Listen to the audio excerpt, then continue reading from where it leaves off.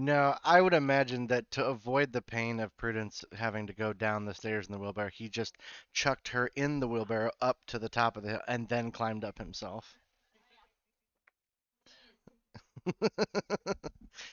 Okay, so we'll go. Let's go ahead and start.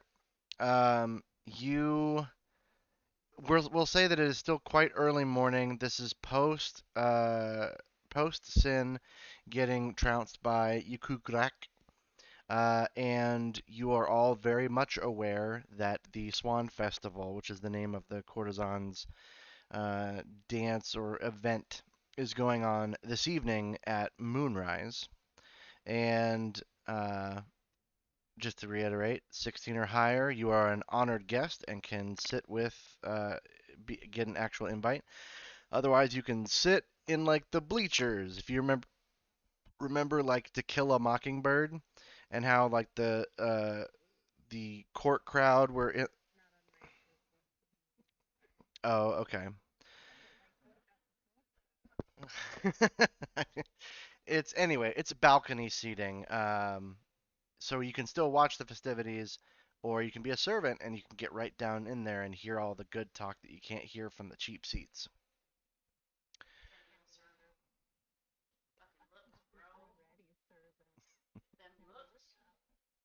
All right, but anyways, so you guys are all together after a long rest, which let me make sure to give that to you, because that would be real mean of me to not.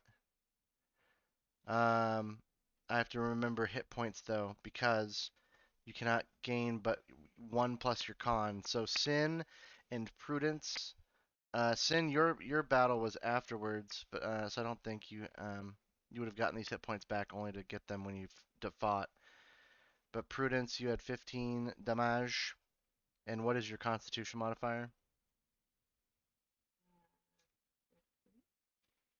So plus two. So you get three. You have 12 wounds. There you go. You're quite welcome.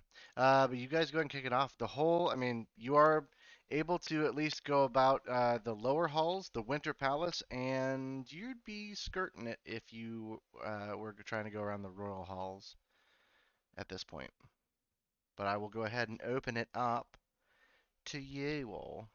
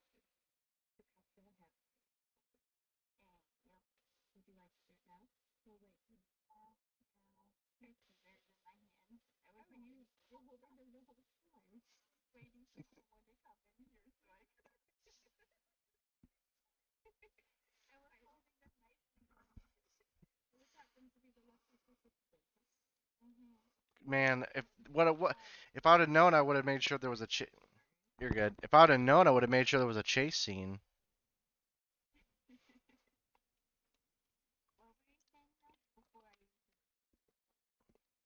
She said she her vacant eyes stare at you.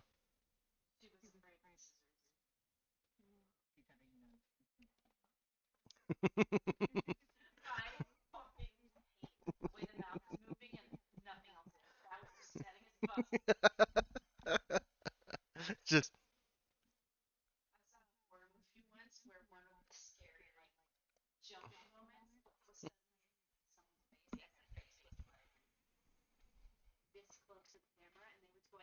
super close to the camera. It was the what?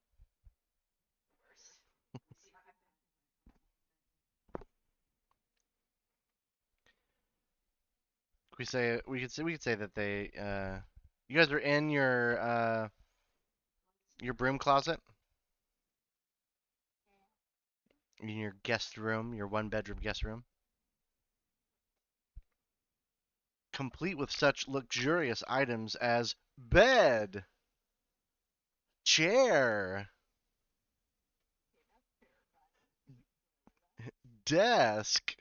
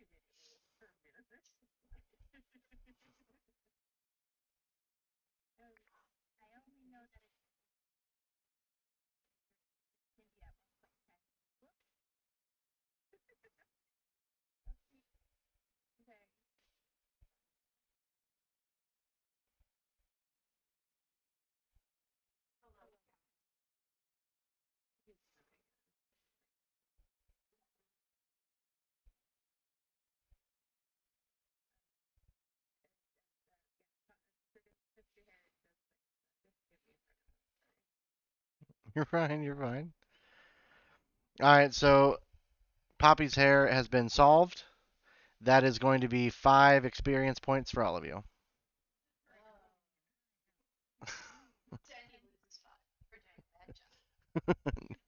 No, it's Midgard where the experience points don't matter.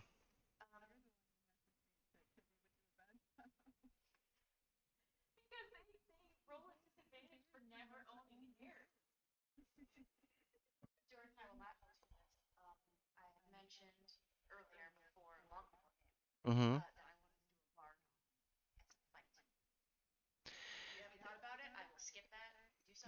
Yeah, that might that. Wow, no pressure.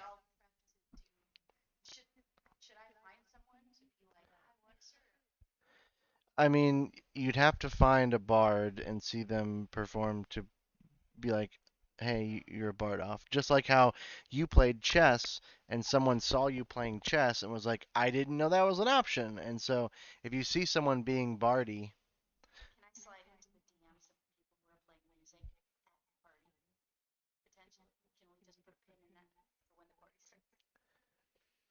you can note who those people are, yeah.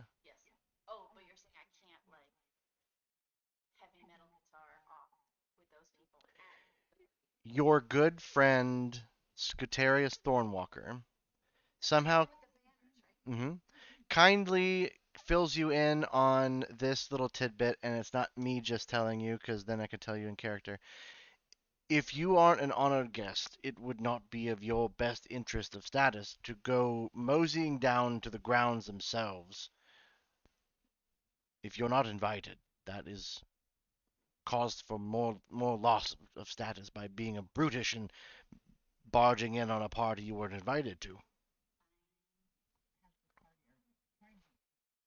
No, the party don't start till I walk in, or or more aptly, Moonrise. Yeah.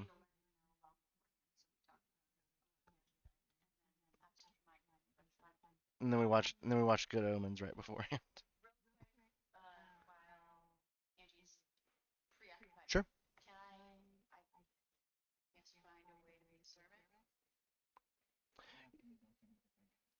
Yeah. Best way to do that is to when the group goes, those who are invited and everything. When the group goes, you just kind of get split off, and the people. Yeah.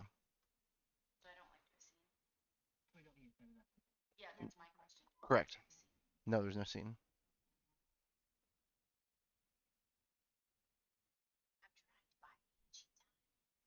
I understand. There are other people though. Sin. Sin is probably also away. Hold on. Only Angie said that she would be a few minutes for her. I didn't hear anything from Sin, from Maya. Okay, well then let's see here.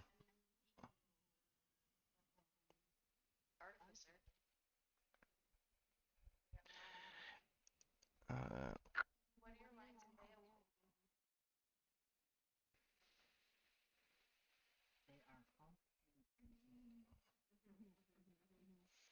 they most certainly are.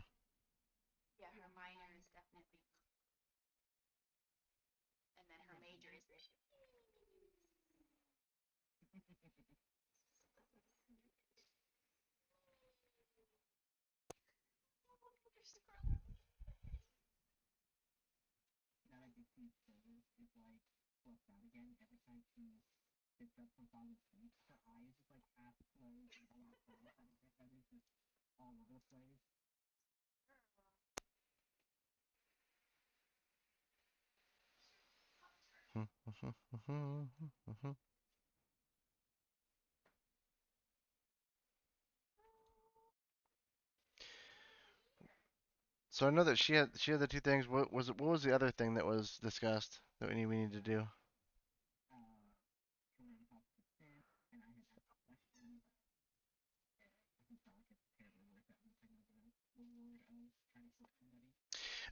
I could tell. I mean, the rewards would be a minimum of a status gained. It just depends on who you're able to woo. Um,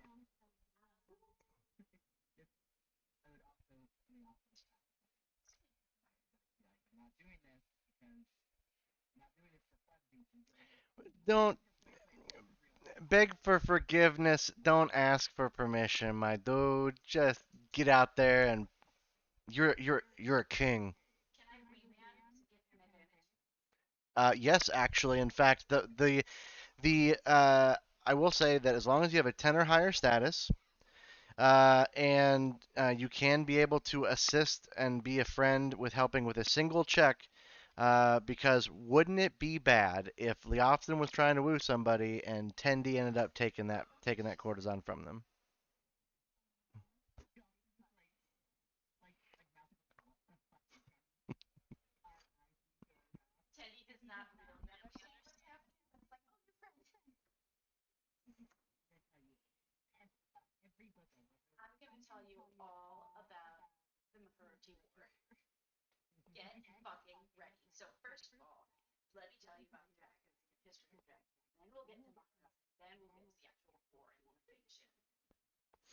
There, I will tell you that winning a courtesan or consort's favor would require a skill challenge that is not meant to be like a all in one, like do it all at the same time sort of thing. Like imagine this being a skill challenge that, will begin to take the place over like either a couple of times a day to a couple of days.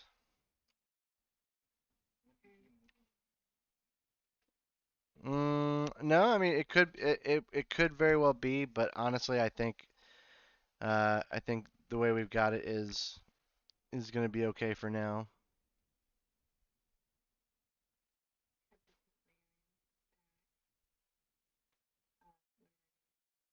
Nothing. We vamped for a little bit.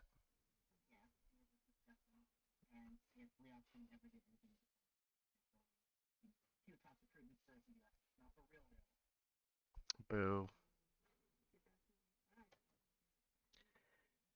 Beg for forgiveness. Don't ask for permission.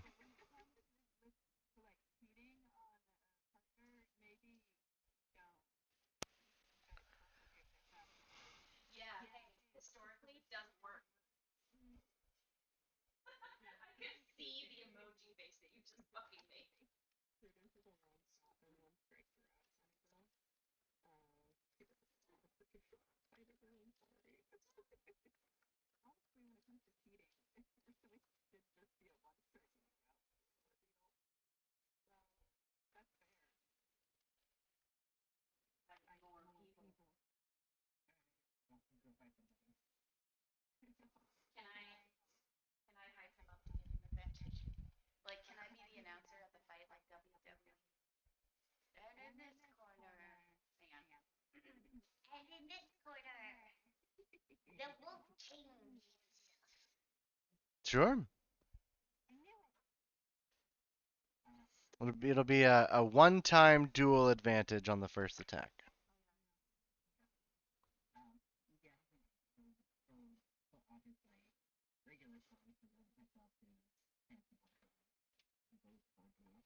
So Leofston leaves to go look for a duel. Tendi and Leofston leave to go do a duel. Prudence, Leofston, and Tendi leave to go do a duel.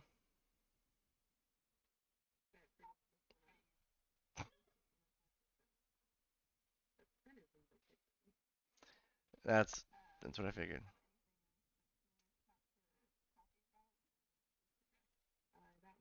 Just child labor. I don't know.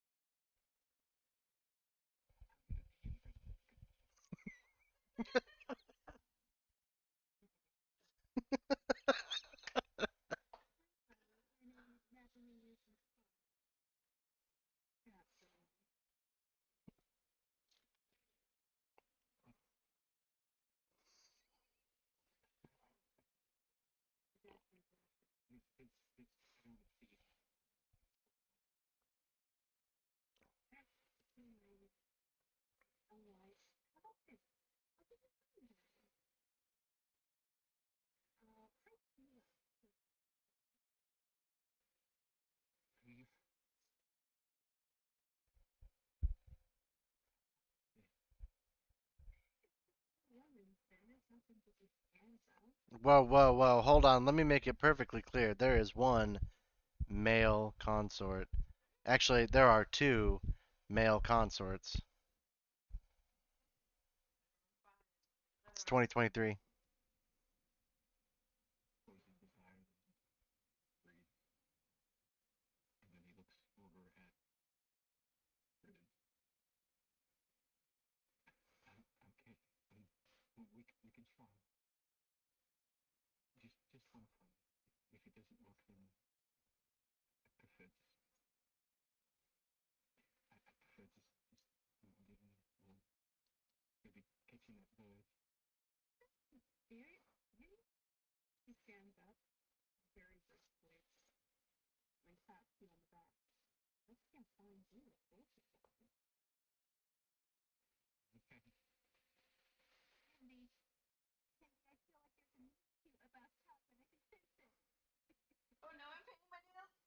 Why are you painting your nails?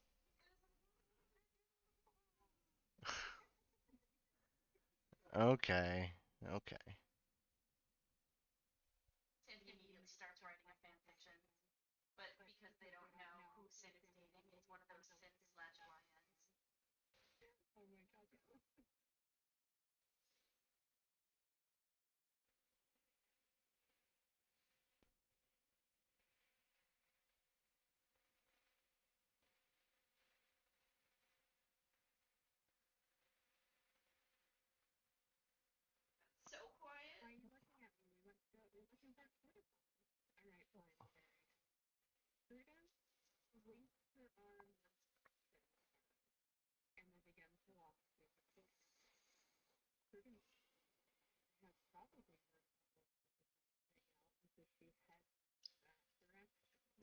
So not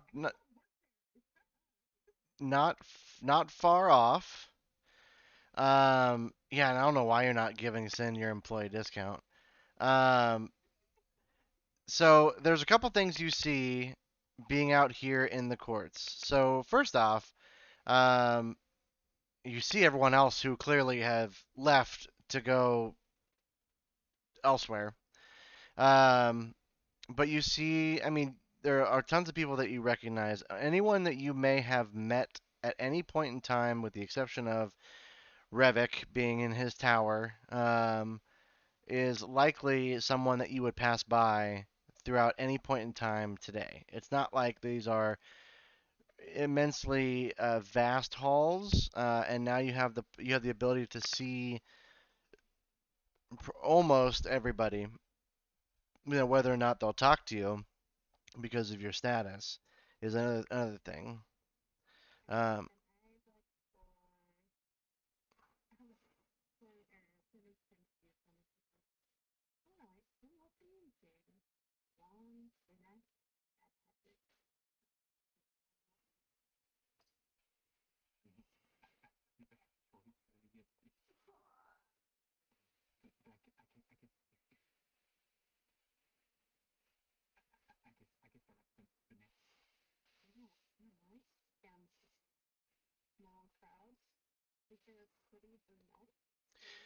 There are, yeah, so let me see. Let's see. I'd have to see if I can find exactly where they are, each of these are at for their descriptions. Um, the first brunette that you see, I mean, and it's hard to tell just by looking at brown-haired people if they are courtesans or consorts. However, your eyes are immediately drawn, Prudence, to a brunette man who is walking around shirtless and has a cloak enwreathed in flame that seems to be talking amongst a few people who are attempting to do some rather uh, interesting things to gain his attention. Um, there is uh, another one who appears to have more of the darker side of brown, almost teetering on black, um, who is wearing a cloak that seems to be like there is a constant flow of water, like a babbling brook, going down the backside of the cloak, and not leaving water on the ground because that would be an expensive water bill. Um, but above all else, the most entrancing person that you can see that is at least catching your glimpse for a like you see for a brief moment. Um, I'll be honest, is probably the most gorgeous person you have ever seen. Her hair is maybe not exactly brunette, but tinged with kind of a soft, darker blue, uh, and um, and it's about this uh, about ear length down, and kind of frayed out at the ends, you know. Um, so there's only a few that you could see, and then of course, quickly approaching your vicinity is someone that you very well recognize, who is not a brunette but has a ridiculously huge and unnerving smile, as Arison seems to be making his way towards the both of you.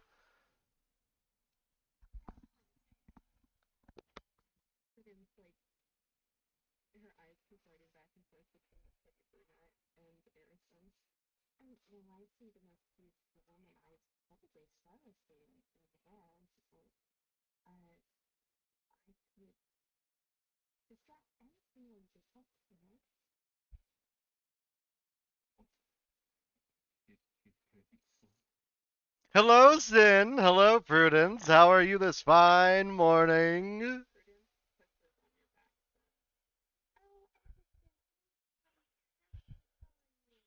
I couldn't be better. It is the evening, it is the morning of the Swan Festival. Are you excited?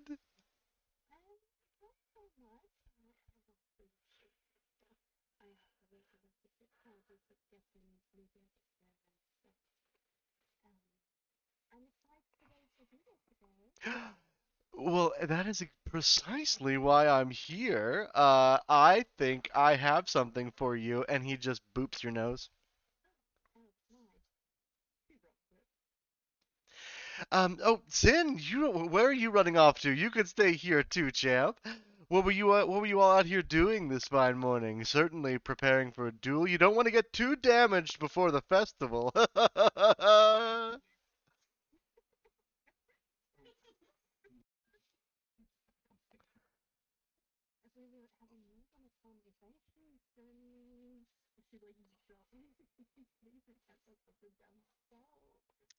Oh, I know that tone. Something's up. Give me the tea. What's the tea? And he does a thing where he's literally not resting his elbows on anything.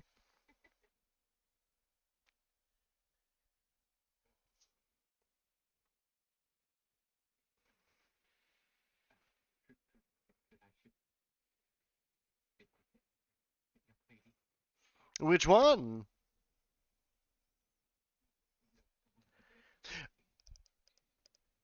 Oh my. Are you wanting to woo a courtesan?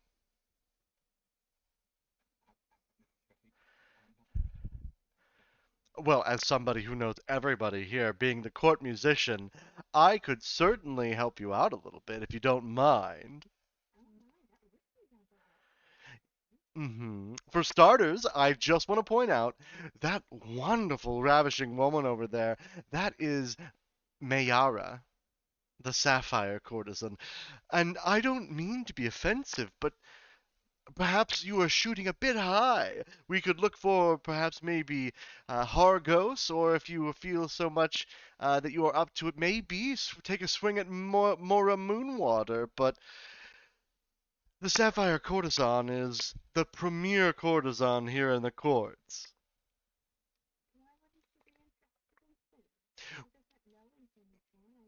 I know. You. He almost like he starts to reach for your hair to ruffle it, but you manage to dodge out of the way.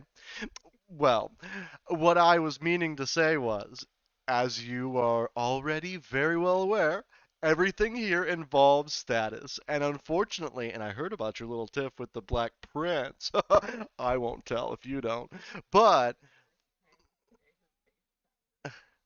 but, m- uh, Mariah, it's Mariah, Maraya, sorry. Mariah is the Sapphire Courtesan, the best courtesan, and therefore has the highest status, I'm afraid. So I don't know if she would pay you any mind yet, but don't get your hopes in a trash dumpster just yet.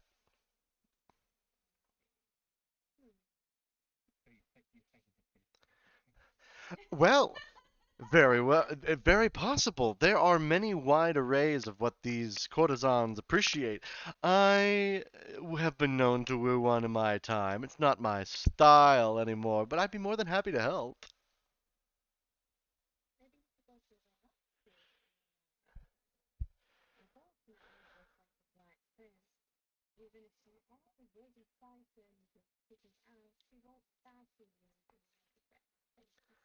Yes. Which actually, speaking of status, I don't know why you call it status, but speaking of status, I think it's adorable. I come bearing a gift for you, Prudence. Mm-hmm. Wonderful. Take my hand.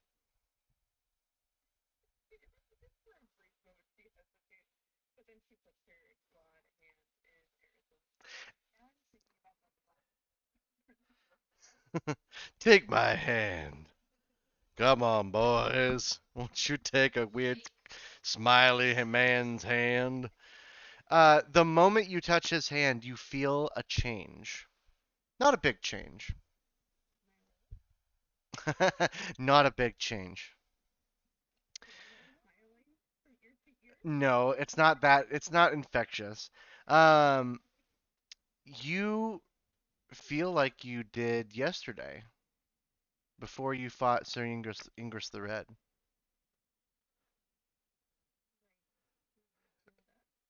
Not healed up. No, no, dear. That's not how this works. But he looks at you after you briefly touch, and you feel again.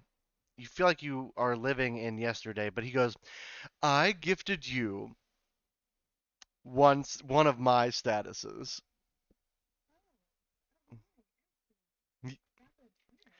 Well, I do have to say there were ulterior motives.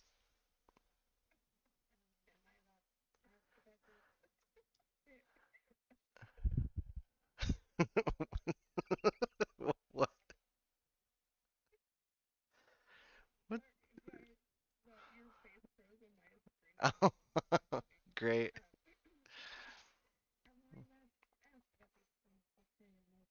Well, sure. I don't know about you, but I am one for the gossip, right? And I've heard that some people have been telling me this grand story of some sort of tiff between you and Poppy Honeyblossom. And I thought it would be hilarious if you both managed to go to the same festival and sit at the same table. I'm sure that most people will be quite entertained.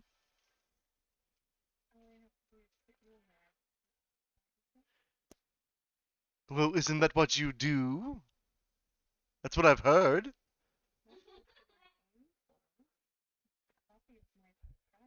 Well, but we want to give the people what they want. Why do you think I gave up some of my status to let you be able to go to the Swan Festival tonight? If I did it under anything else, it would just seem silly.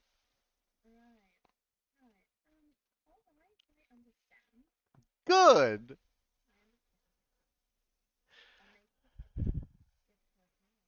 Wonderful. Now, I will tell you, you want to be careful because if you do anything foolish in there, that would result in status I wouldn't be willing to part with to give back to you.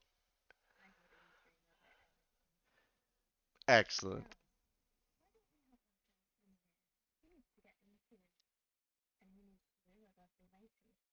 Ah, well, I could tell that you don't have to aim too terribly high. What kind of things are you skilled at?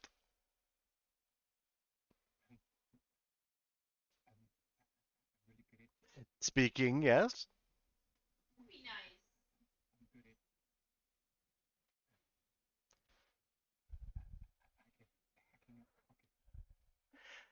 Hacking up carcasses, my goodness me. Well,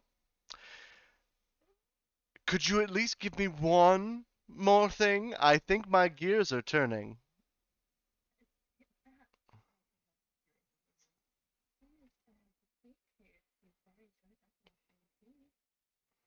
Hmm, interesting. That is a possibility. Well, I can tell you right now, and you might want to share this with anyone else who wants to try their hand at wooing one of them fine courtesans or consorts for the ball. Uh, but it's something where you do have to make sure you can invest in the relationship. Just a peacocking of skills won't certainly be enough. But I can tell you that they are looking for certain ones are looking for these sorts of traits. And so I don't have to read down a list in his voice with that smile and hurt my face. I'm going to read through them here. You're not the one wooing a courtesan. First, you could do a display of athletics, or you could be able to do something acrobatic, like running over the rooftops, climbing the silver tree to pluck its highest flower. Yeah, see, very creative. You could attempt to steal gifts from other rivals. That always seems to go pretty well, but not like, don't do it too much, or else you'll seem like you're crass. There's, of course, the occult esoterica. You might dazzle them with some bit of arcana. They are quite bored with history, but it is possible to be able to impress someone, although kind of rare.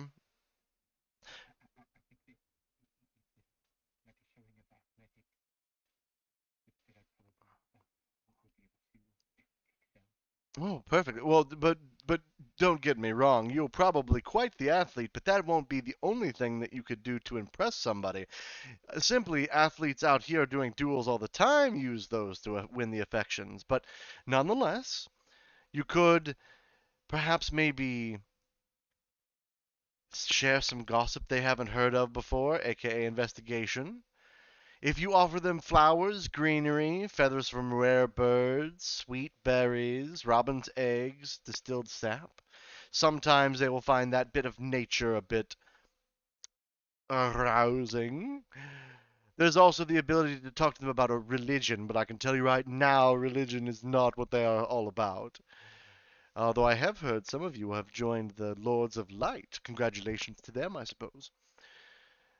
You could obviously look to see what it is about that courtesan that they find special, perhaps maybe gleaning a bit of insight into their character after a brief conversation. You could also be able to find, use perception to sew a clever bit into their garments. So using survival is one that is more difficult, but could, if done well, be quite persuasive. You could purely flatter them. Be a braggart, be a liar's tongue, and they might be able to appreciate your ability to twist words. Could also be that you could just intimidate them, although I know about four of them that don't take fondly to that. If you were to give them an evening of dancing, a song, or poetry, perhaps, any way to express your affection toward them, and it must be genuine, too. None of this.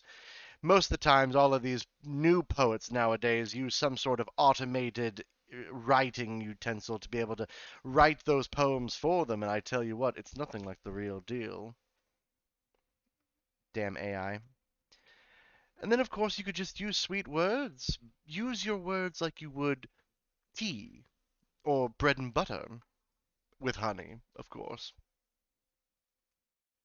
And then, if you were to obviously duel for their favor, which is dueling, but not for the sake of gaining just status, it would be strictly for being able to gain their favor, then you could possibly earn your way into their eyesight and affection, well, relatively well, although losing does count as it would normally be losing in a duel. And you would be working backwards, and nobody wants to do that.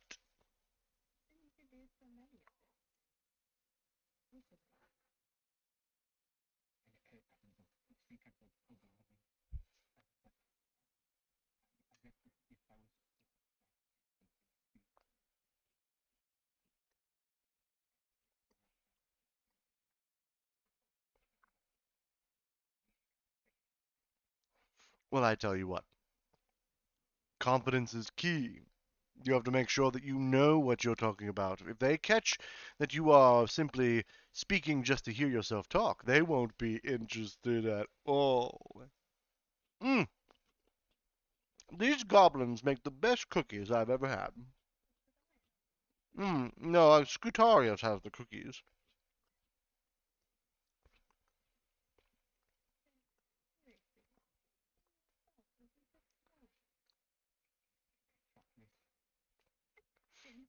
There was, in fact, chocolate. It was chocolate and peanut butter.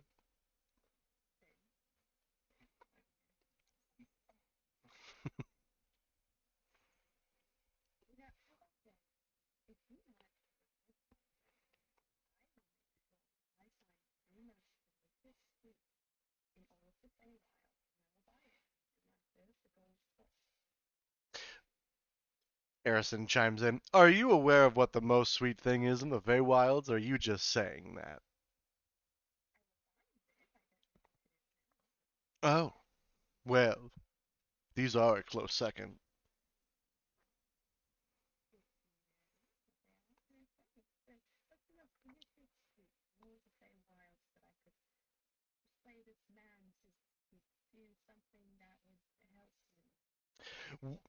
Well, I do say that out in the wilds there is a moon fruit that grows all about this time of year, and it is most delectable.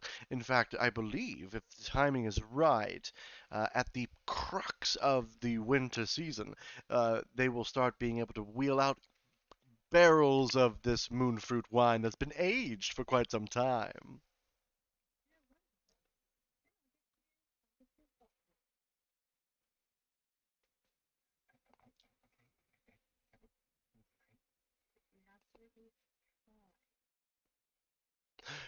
Not to put any pressure on the situation, I know this seems rather delicate and in a way to gain status and in such a desperate need. I completely understand, but do know going in, if you don't manage to woo a courtesan, that could in fact damage your status. I don't I don't mean to be the bearer of bad news, but rejection comes hardest when those that are the prettiest deny those who aren't as pretty. I agree. Much more unique than Harsh. Harsh just wants to throw his money around, apparently.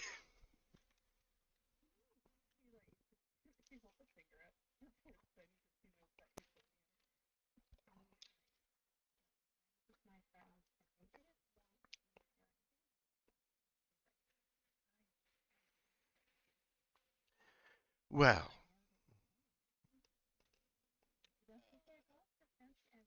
I certainly do. It's like you're twisting my arm.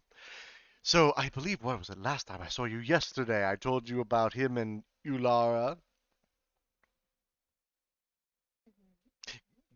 Confirmation's always good when telling a story.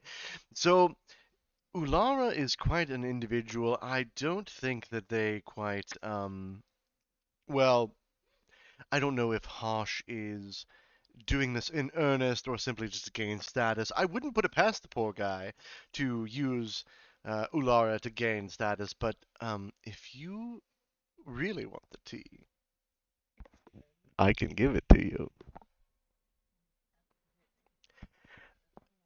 I think that Ulara is going to be making an example out of him at the Swan Festival tonight, and I could only give you so much status because I absolutely want to attend.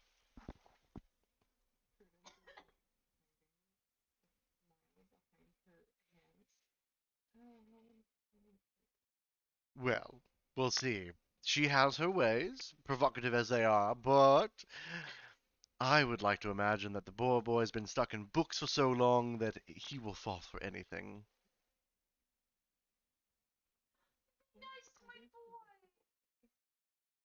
Yes, although I've heard, Sin, you make wonderful tea. I've never had it, but I would love to try it sometime.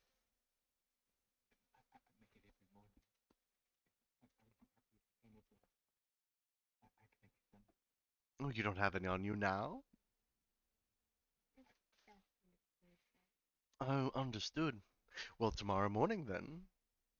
Who, if your tea is as good as you say, you could have been trying to win me on it to be able to spread that around. I could have been able to get you a courtesan by this morning, but no, nobody wants to talk to poor Arison, who's here simply on the benefit of the group. I know I sound atrocious and I look creepy, but it's all in good fun.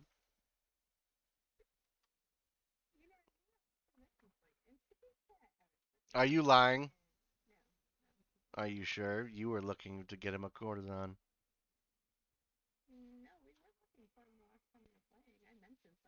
Mm. He showed up literally that day.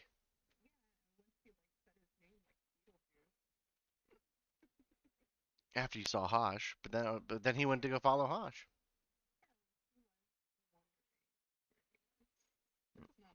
Uh-huh. All right, I'll let that slide.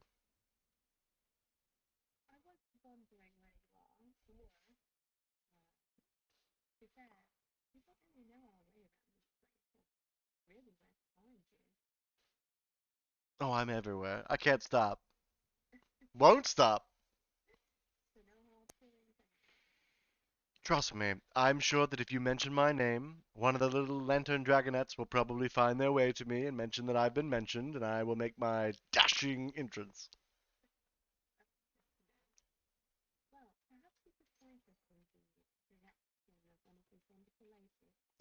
Oh, well, I do see, well, I don't, I don't mean to judge.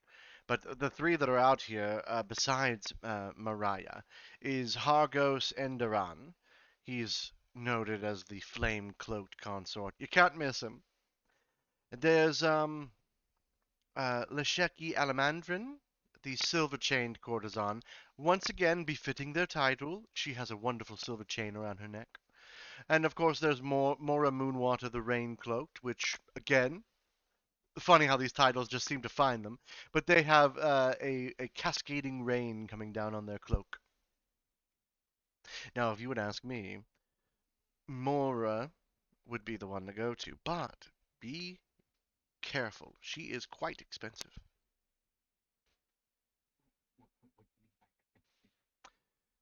Well, he looks at Prudence, goes, "Am I the one that's going to be the one to explain relationships? In some sort of relationship, there is courting and wooing to gain the affection, and simply just displaying what you can do. Again, we're going back to the peacocking theme, but to shower them with gifts and buy them things to be able to acquire their affection. It is only to give you a chance, a fighting chance, no less. It is probably recommended to spend gold. Otherwise, this little love between the two of you will slowly dissipate, and you'll unfortunately be labeled as a rejector. Which, don't fret, happens to everyone eventually. Even the queen taking on a lover will eventually earn the ire of everyone, and when she finally gets bored, then that person is ridiculed and sought after for duels, and struggles to get their status back immediately.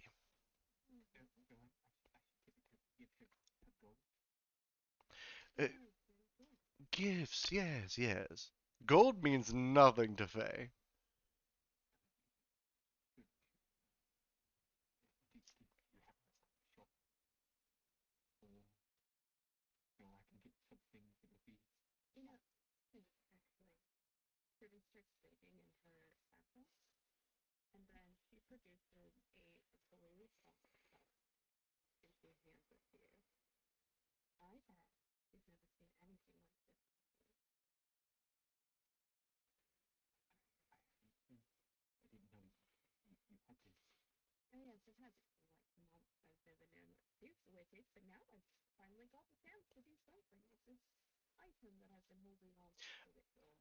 I will say I've never seen anything like it either. Is that clean? Oh, wonderful.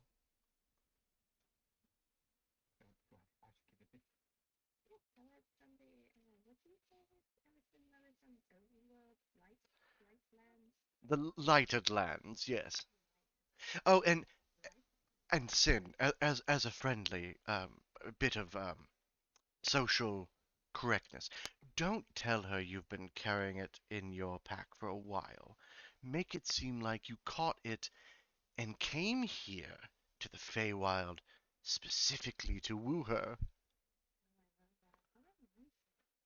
Yes, I don't know why you didn't think of it. I'm surprised you don't have lovers either. You are a terrible courtesan.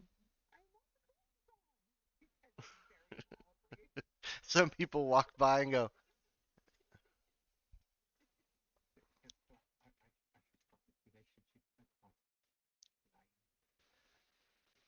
well, again, we do appreciate a good lie, especially if it's in our favor. I mean, not even once have you guys tried to flatter me, but I'm still your good friend Harrison. By the way, where's Tindy?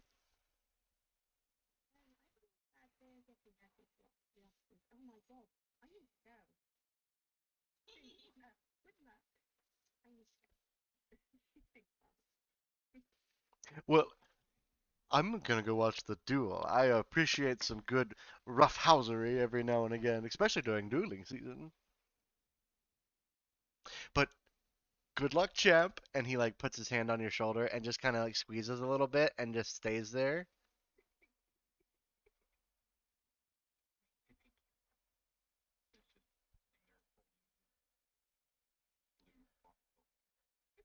And he will hold it there as long as you are comfortable.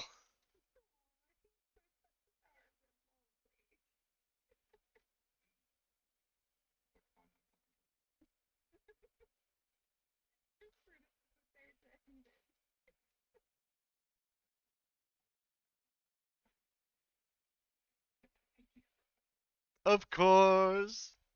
Good luck out there. And he then skip trots, following Prudence towards the duel itself. I don't believe you. Uh-huh.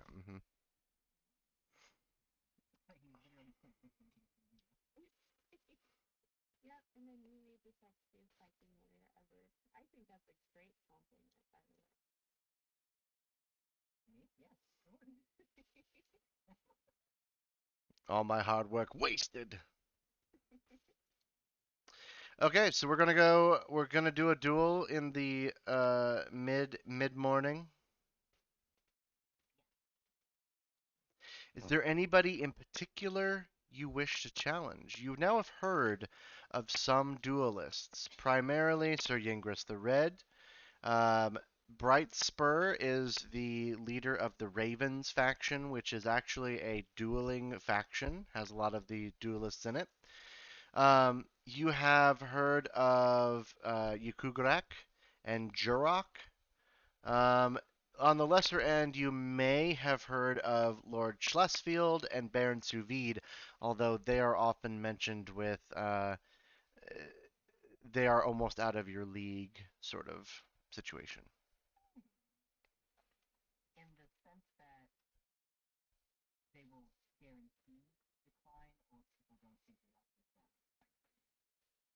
That their status is so high that either they'll accept and maybe they're just good and you get a thrashing, or they the status is too like not worth it for them to accept because they wouldn't lose status for declining it. Like when you don't lose status for declining, it's easy to go, no, I don't want to do it right now. I'm in the middle of talking to somebody. Can you leave me alone?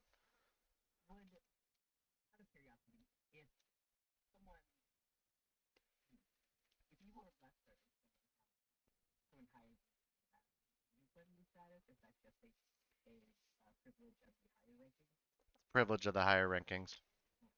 Yeah.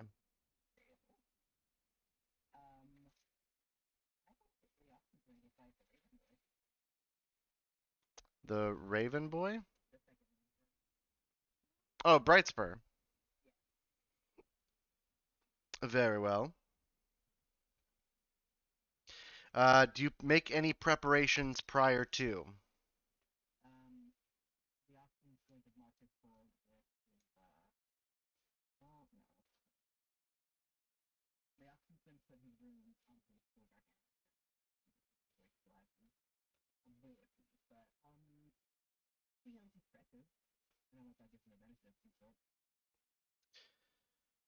Okay. Um, you have, as you're stretching, Arison Netanel comes up behind you in a very creepy way. You don't really see him, and he goes, "Oh yes, really getting the hamstrings there. Good form, good form." Well, hello, little Teddy. I was looking for all of you. I heard there's a duel going on. Who's the lucky one? Ooh, very good. Have you talked to White Mist yet? Why not?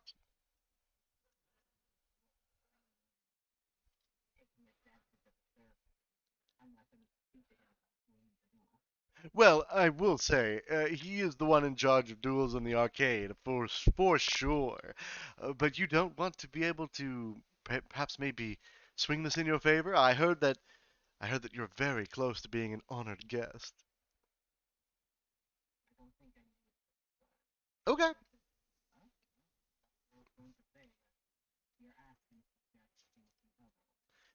I'm just saying I couldn't bear to think of your grizzled face in a solemn whatever it is you humans do once you lose a duel.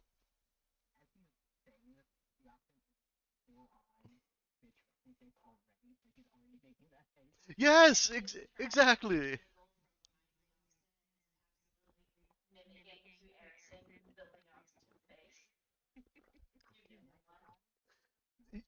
You think you fell from the same tree. You both look exactly the same. And I mean,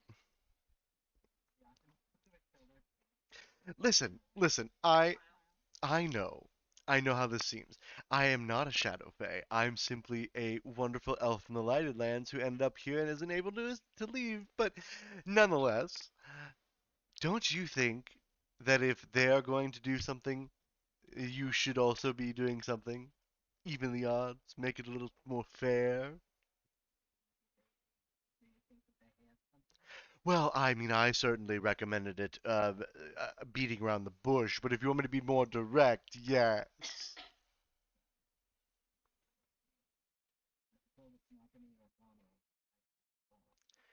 I don't think anyone would care, honestly. Hon- Honor means this much, and he's like inches from your eyes.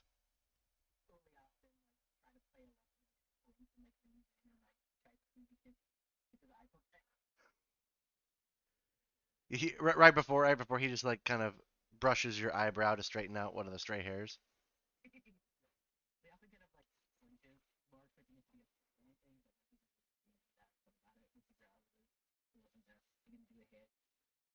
You you must simply tame those. They are out of control. Oh, they're giving you looks. There's no doubt about that.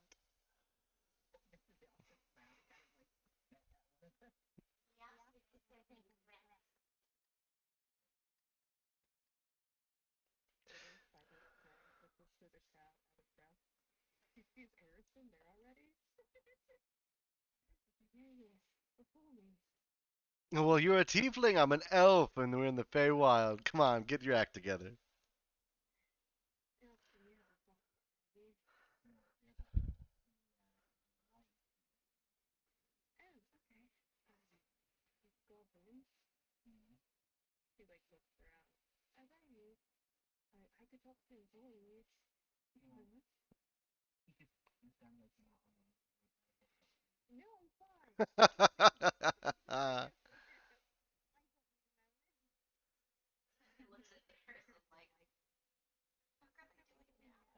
I I haven't the slightest.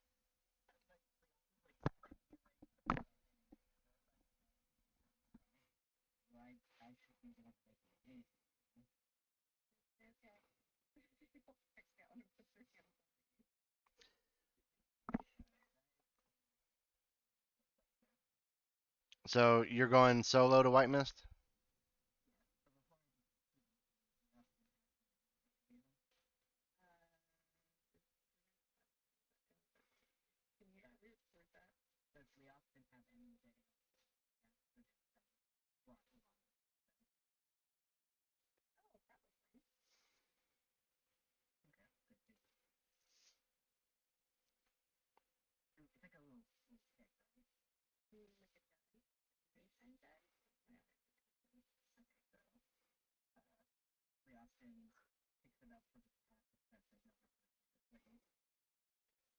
Okay.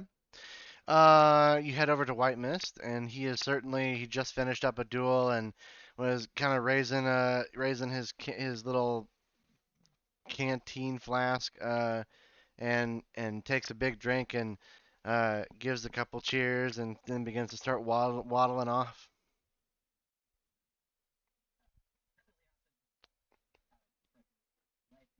Ah, yeah.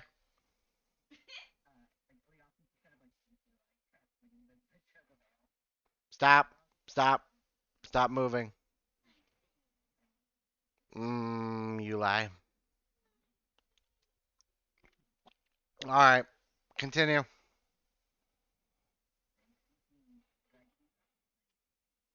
Mm.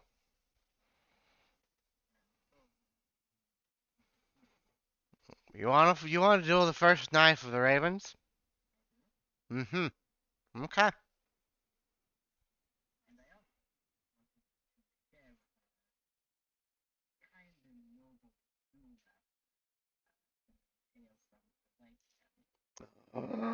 For me?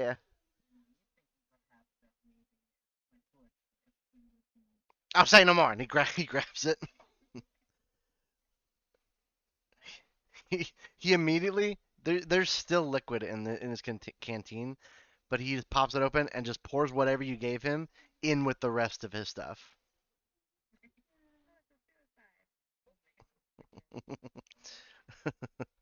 All right, I'll go get Brightsburg. Where you doing?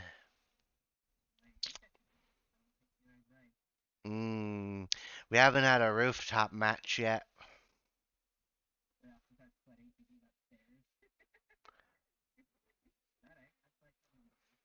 All right, guest house roof right behind the trees. The tree. When did we get two trees? Ah, okay. Behind the one tree. Yes. Don't duel on the don't duel on the blacksmith. It's got to be one of the two guest houses. Yes. I'll be back. He goes waddling off towards the direction of the stables.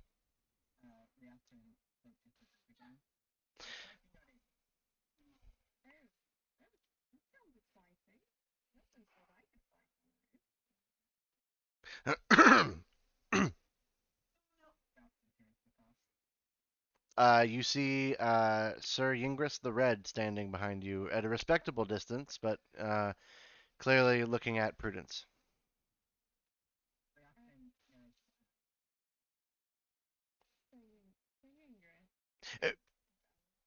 Uh, yes, may I approach?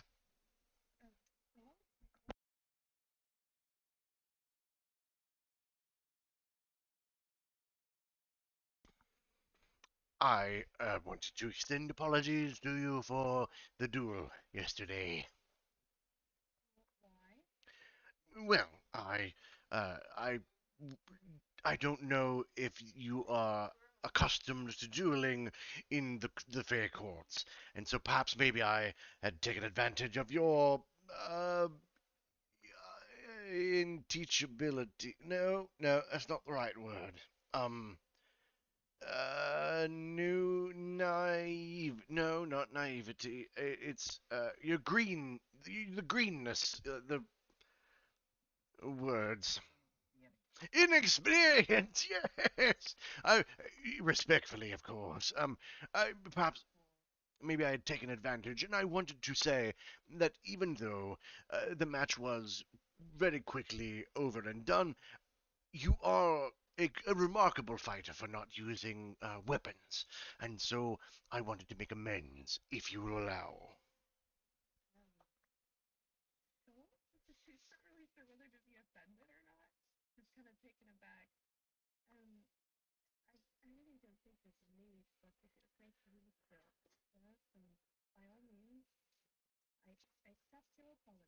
Good. So, I have, I offer you hot silver. And he takes his sword, long sword, from his sheath, and then lays it as in his hands, and then and kneels down to you. Yes. Uh, uh, he stands back up. If that does not suffice, I could part with perhaps my spider silk boots, boots of elven kind, or I have a cloak of elven kind as well. If that would be more suitable, I. I thought for a moment a sword might be useful, but you don't use swords. You don't. She doesn't even use swords, Sir Yingris.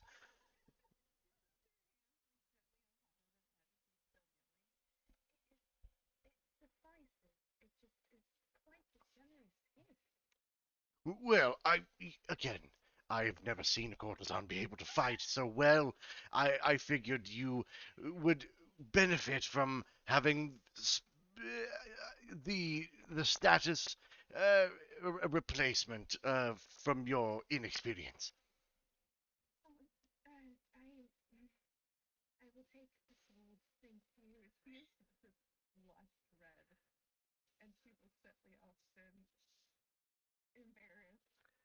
Good, good. You have accepted bright silver and I'm sorry, heart silver, and the sword will be quite capable in your well balanced and manicured hands.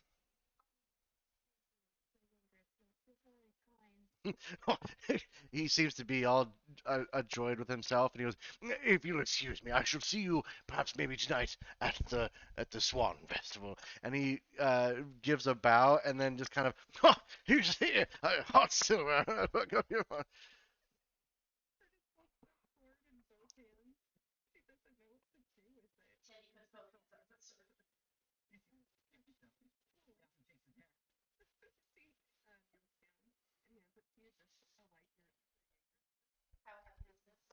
So it is.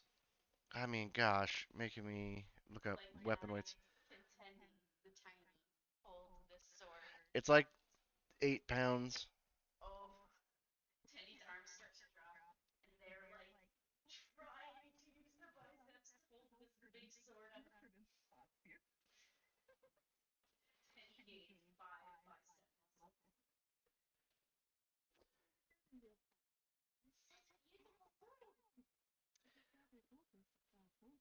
Yeah, the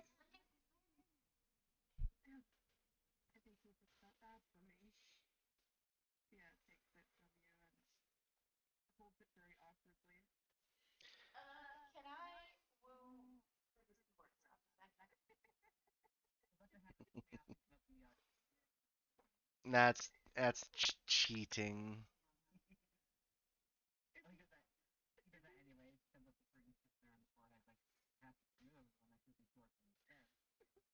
Uh, hold on. Heart silver, by the way, as I pull up your inventory. Heart silver is a +2 silvered longsword.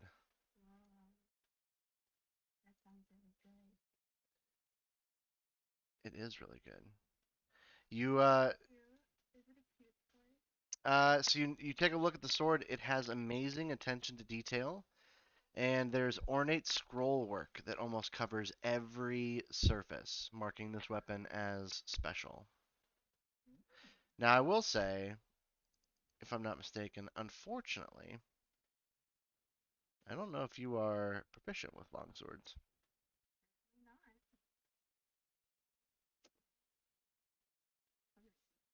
There you go. The heart silver wants what the heart silver wants. Okay. So, oh, what was was there a question before we pull up Brightspur? Yeah, go ahead. Oh, right.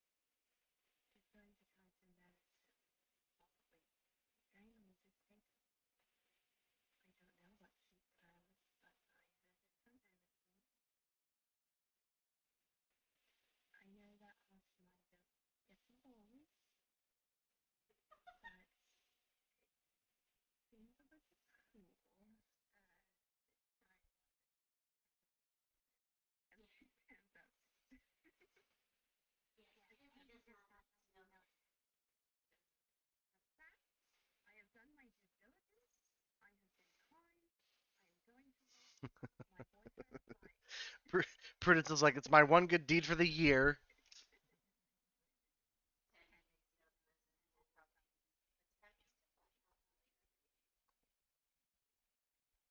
Meanwhile, Arison is enjoying another mysterious chocolate cookie. Mm, yes.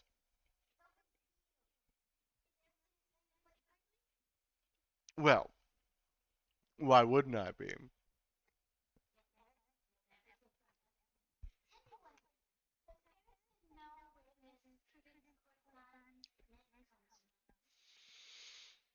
It's a myth.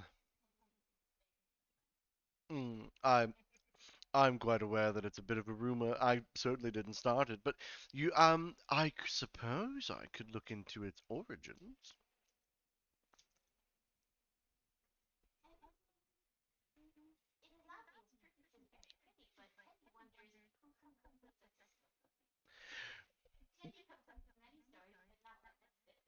Well, I can tell you, in the way that rumors often go, and I would know. It wouldn't be from anybody lower in status than Prudence herself. It would have to be somebody higher up. Now, I don't know if that limits the list for you, but I could certainly see what I could find out at this little soiree we have going on tonight.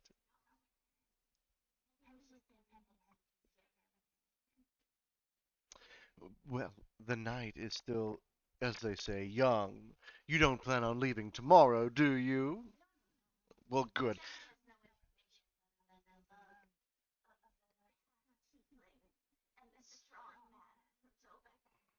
You te you tell a delightful tale.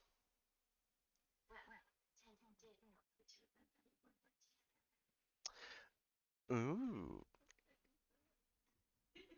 very interesting. Perhaps I'll have to hear this story soon.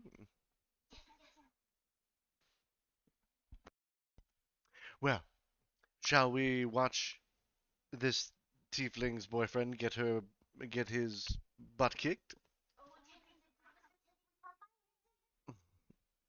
Bye! As he grabs another cookie. Oh my god, this looks so good.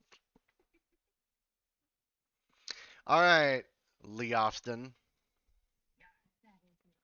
are you ready?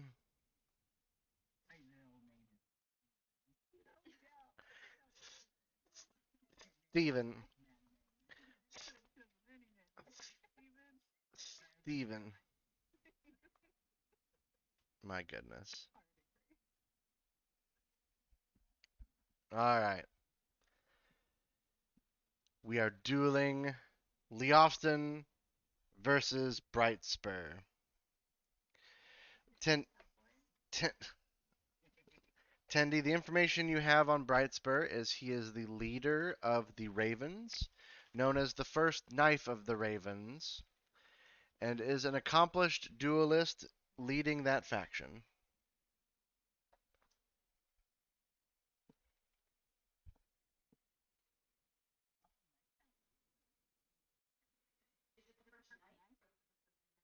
First Knife, Knife. Brightspur is not a cowboy, unfortunately. Um, the best way, the best way I could describe him, and you'll see shortly as I post the picture. Um, Imagine if Andy Sandberg was an elf and wore black and raven like clothes. Are you ready?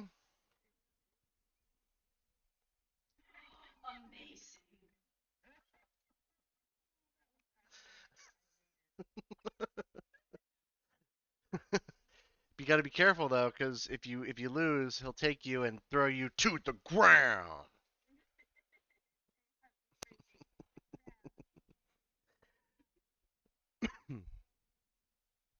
This is too epic of battle music. We gotta.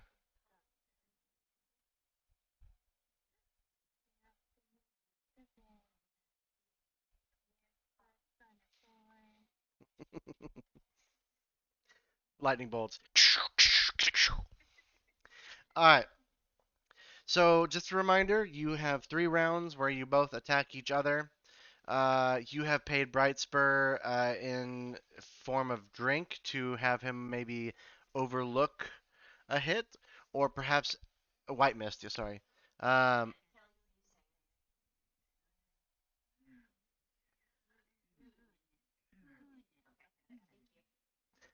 um, to either overlook a hit made against you or to add a hit that you have done against Brightspur.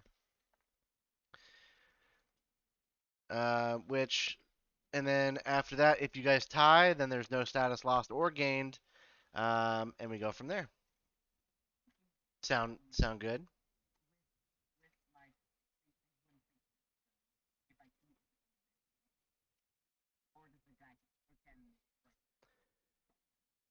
The cheat would be so no, you could still cheat.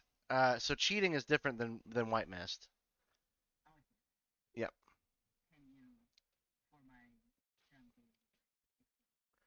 Sure.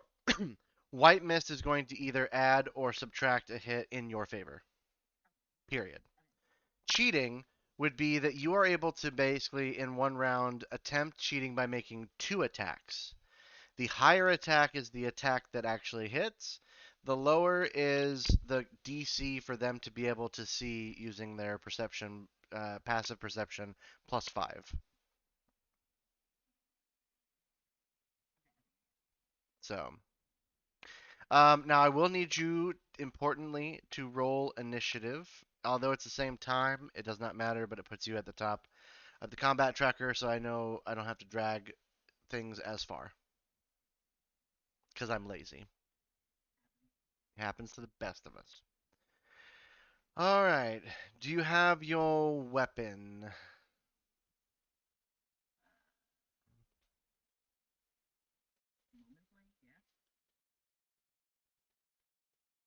Okay. Yeah. Yeah. Let's see. Okay. So we're gonna do it where we count to three, roll the dice, and see where we're at. Remember that if you get five less or more, and you miss by five or more, then Brightspur gets a free hit on you, and vice versa. Your armor class, by the way, real quick, without your armor, is what? 13.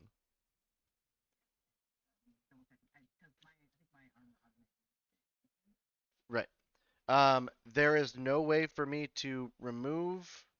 Um, no, we're not sending out a repeat.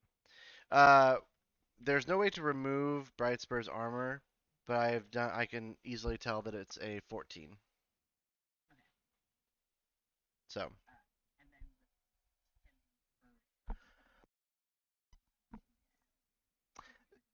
yes, so Tendi needs to announce the two of you to the crowd, and you will be able to get advantage on on whichever attack you choose, first, second, or third.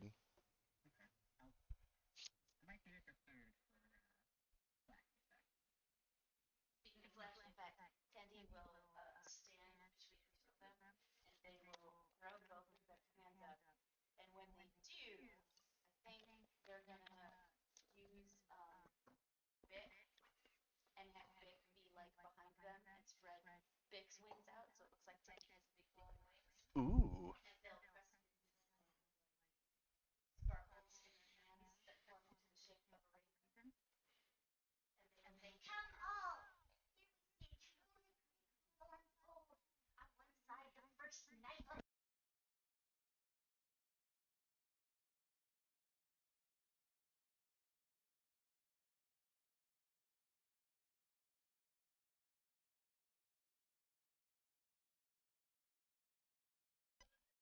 Where's the? There it is.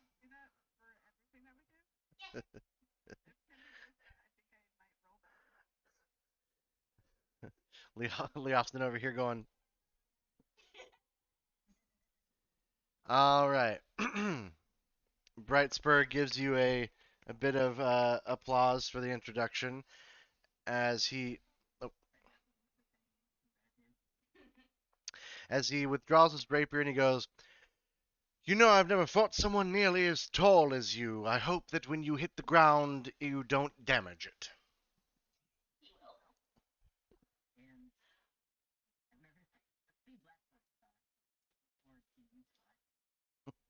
Looks like Team Brightspur's blasting off again. Yes, you guys are on top of one of the roofs.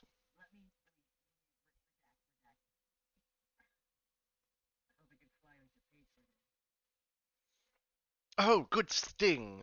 Unlike that sword, mine can do the same. All right, you ready? So, for the first attack, we roll three. Oh, wait. Two, one, roll. Oh, you rolling with advantage already?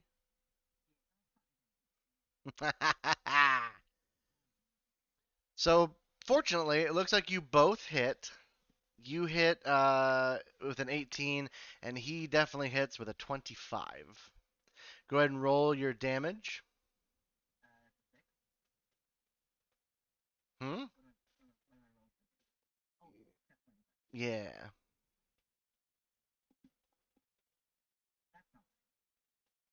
That's a D20. That's a Lee Austin. He gets. Oh man.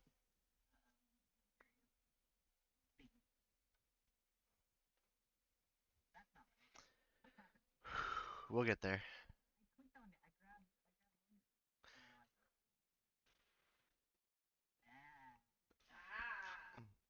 All right. Unfortunately for you, we're not using that roll that you did of the Moment Blade. So when you attack, you use the D20. When you do the damage, you use the D10.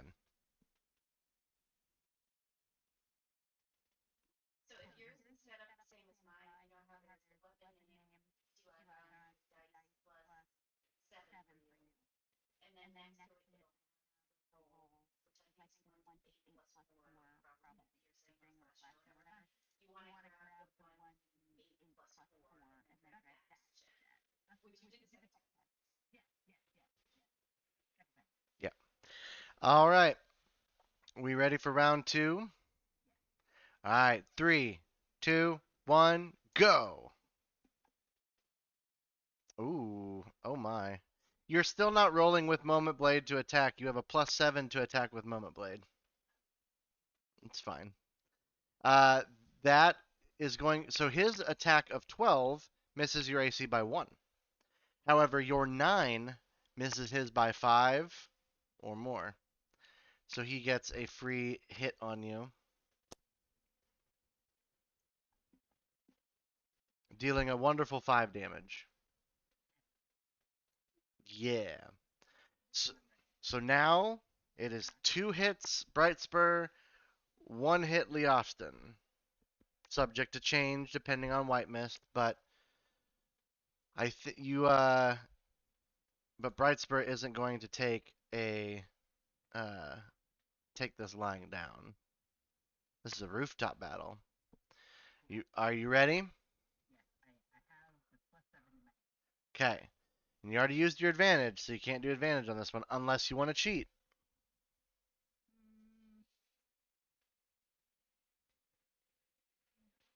Okay. On the count of three. One, two, three.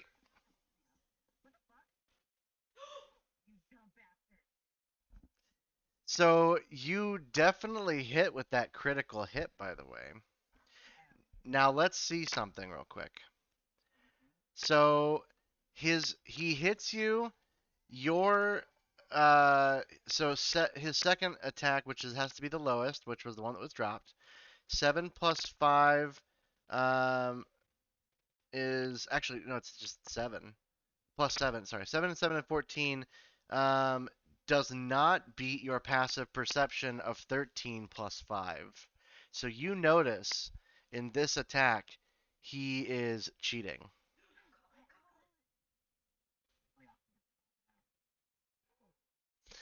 The Bright Spur makes a very poor goblin impression of a whistle sound, and the crowd kind of gasps as you see him kind of start to he takes a knee and slides a little bit down one of the slanted rooftops, still catching himself before he falls, but his fist kind of drives a dent into the roofing of the building himself as he goes, "Damn it!"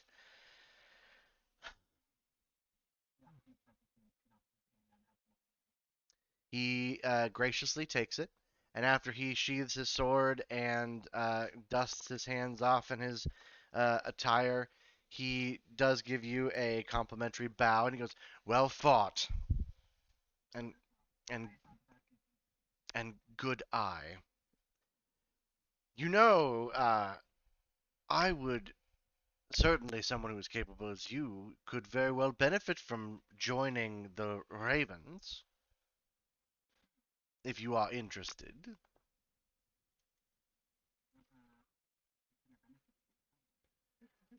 Oh well, I've got this brochure right here that tells you everything. You would be known as a raven, and you would quite likely be able to decline far more duels that get challenged of you. Perhaps maybe it's a waste of time, or otherwise. I'm sure that the uh, anyone like yourself would appreciate a boost of status.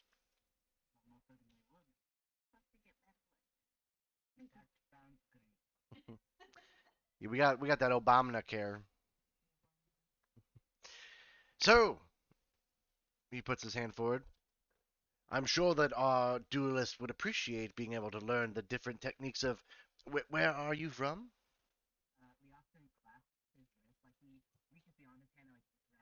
Uh, Oh, very well. We shall entertain and learn of your fighting style. He looks at everyone and goes, "Ladies and gentlemen, Leofston from Yamsborg, from the Lighted Lands, has joined with the Ravens." All right, Leofston, my boy. It is during dueling season, is it not? So we need to do some updates to status. First off, Prudence, you are back to a 16 thanks to Arison Netanel because the crowd is just loving this tiff between you and Poppy. The drama.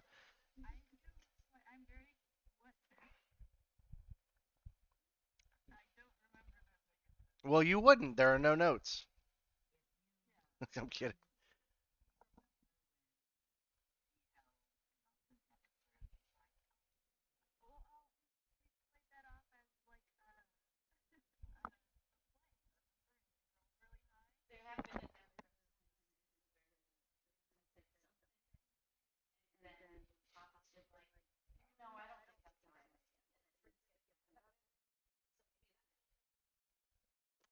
That was not the only time. So there was definitely other moments where perhaps maybe uh who knows? Maybe yeah, maybe the Lantern Dragonettes are listening in.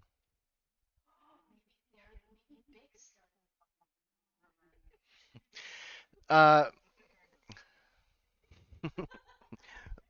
Or all right, so Leoston, you have joined the Ravens. That comes with a +4 to status. So you are at a 19, equal with Poppy. You are also given a +1 magic weapon as a sign of the Raven's respect. So I mean, you already have Moment Blade, so maybe this will be a good item to sell when you get back to Zobek, if you ever were to get back to Zobek. But why worry about that now? So what sort of +1 weapon would you like to have?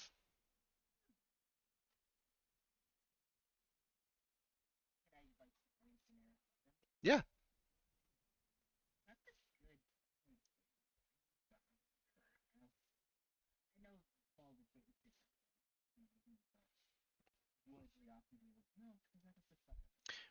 bro could really use a +1 javelin if that's the case.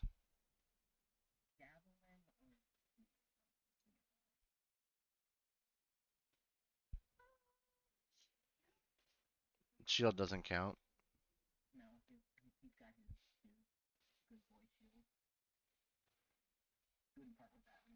You usually strength-based characters, javelin is the ranged attack unless you were to get like a Titan string bow, which is not being offered here.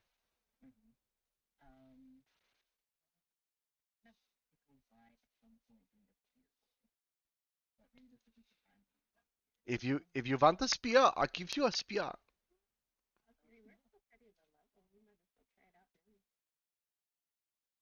It is thrown. It's 2060 thrown, so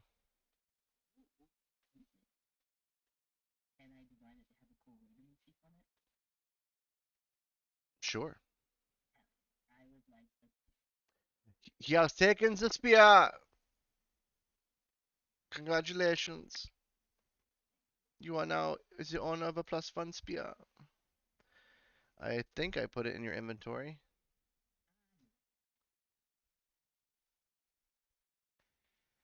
Maybe it didn't work. You have a spear already, but it should say +1. There you go. I got it. It's different than your regular spear. It smells of patchouli.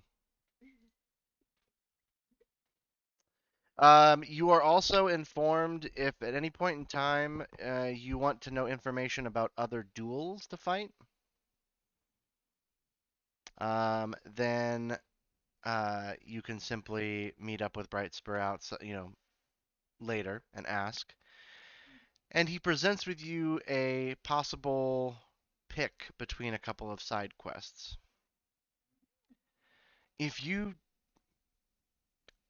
if you don't mind, as you're still kind of up on the roof and haven't hopped down yet, this isn't part of your membership to the Ravens. This is just solely as a favor. If you could, I plan on being able to duel for the heart of Lesheki, who I currently am fond of as a courtesan. And if you could lose a duel with me in front of her, then I'm I would be incredibly grateful. If not that, if you were able to fetch me an albino raven from the moon viewing tower, perhaps that would suffice. If you are as honorable as most people have been speaking about, have said.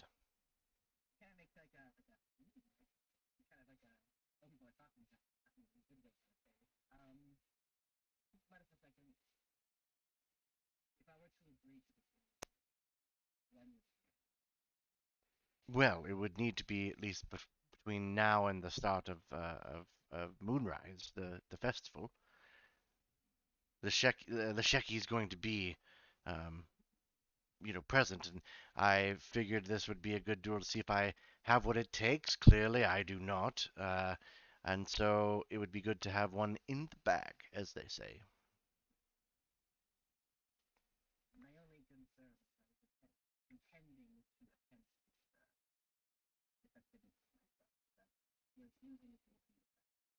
Well, as no one has a running total of their status above their head outside of the game, losing in this way would only give you a -3 hit to status, which would still put you at a 16, which is still an honored guest.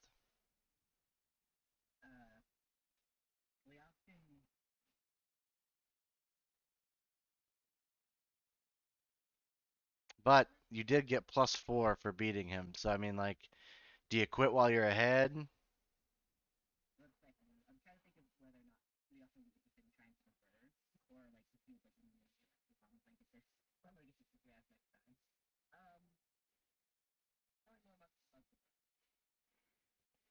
Well, I heard that there's albino ravens in the moon viewing tower. If you could simply procure one.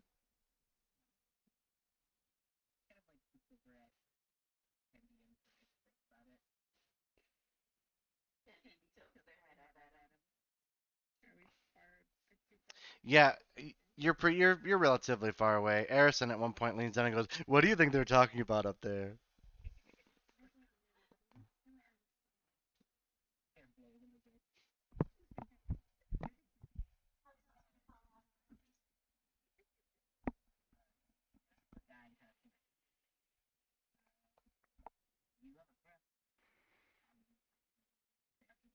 Oh, if I had a preference, I would only offer you one, but I give the preference to you, my sir.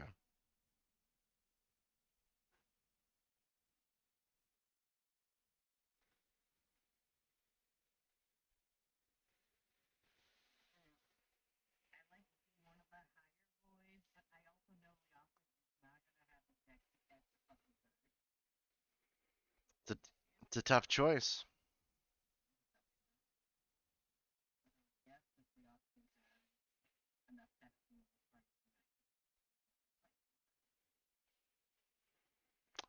Perhaps. You never know when dueling season might be called off.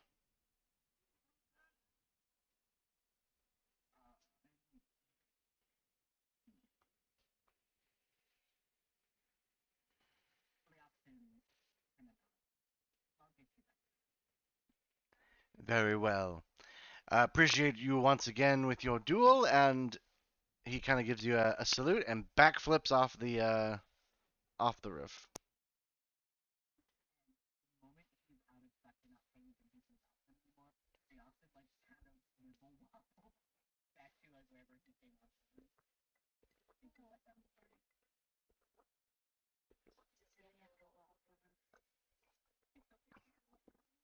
Nah, I'll let you have this one.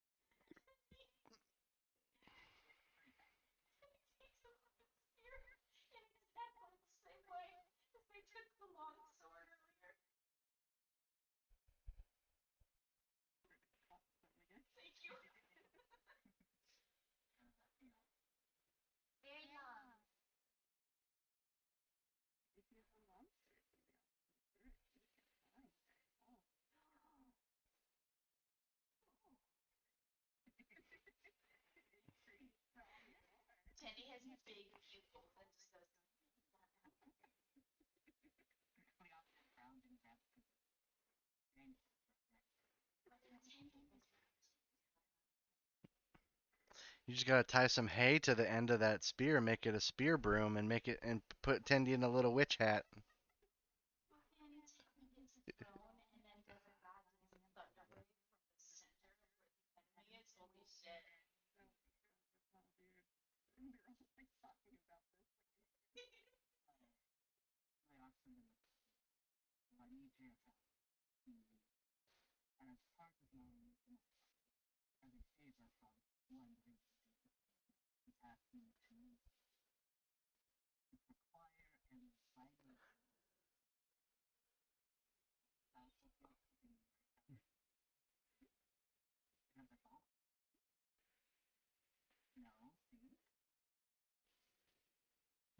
Moon viewing tower. I I said it. I said it once. I'll say it one more time, and that's it. Not right now. I'm not gonna waste it.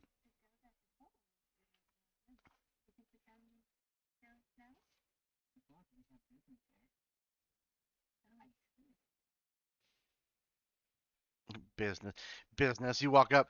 What business have you? We're here to take a white raven. No, no.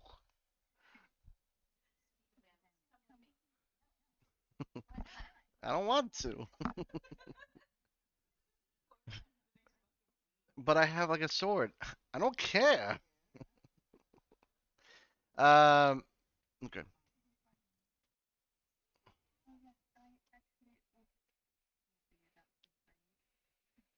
Well, before that happens, Sin, you you have been abandoned by Prudence and directed towards trying your hand at wooing a courtesan.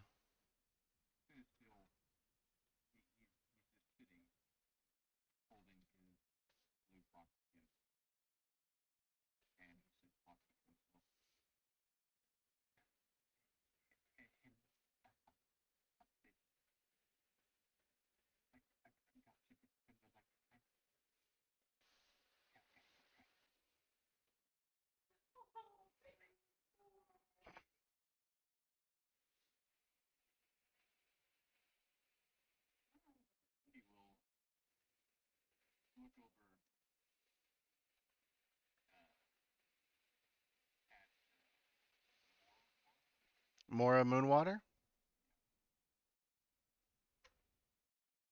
Okay.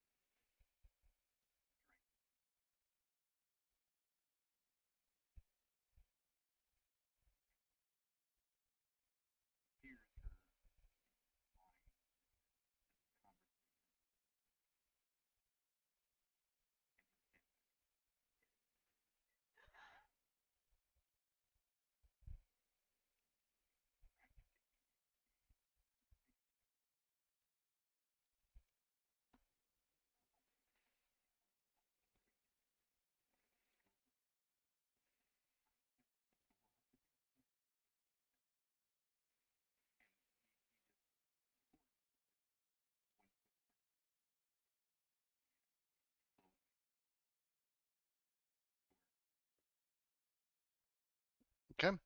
By this time, there a crowd is gathering over at the places where you once stayed when you first arrived here in the Fey Courts. The guest houses, which understandably, although maybe not the best quality, were certainly more roomy and accommodations for the number of you. Um, but she, while not being in the crowd, being a courtesan as she is a distance away with sort of an entourage of people around her.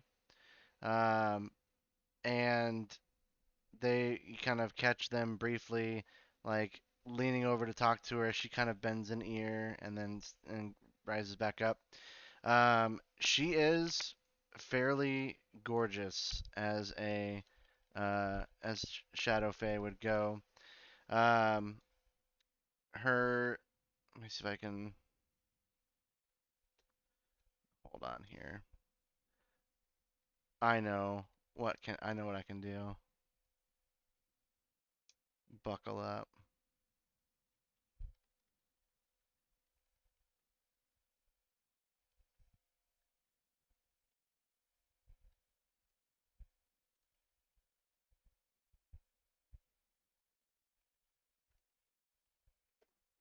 Let's see here. She seems to have a otherworldly grace about her and a shimmering presence that exists halfway between the realms of your dreams and reality. Her complexion is as pale as moonlight, and her silken hair flows like dark cascading shadows, falling in intricate waves down her back. Her eyes, when she turns to see you, seem to be her most striking feature, an iridescent shade of violet that holds, or seems to hold, the secrets of the night sky. Her lips themselves are a delicate shade of deep crimson, inviting and beguiling, like a blooming blood-red rose in a moonlit garden. She is adorned in a gossamer gown that floats around her like mist, shimmering in 1,000 hues that change with every step she takes. This gown is adorned with delicate lace, intricate embroidery, and moonstone accents that catch and reflect the ambient light. The jewelry that she wears consists of dark, mystical gems gleaming with an inner fire, and her fingers adorned with elegant silver rings that seem to whisper secrets to those who dare gaze upon them. She seems to be quite confident and quite bedazzled, so to speak, in the various gifts that she has been given as her time here as a courtesan, and she doesn't seem to immediately pay notice to you as she is in a good distance away from the fight, but watching it nonetheless.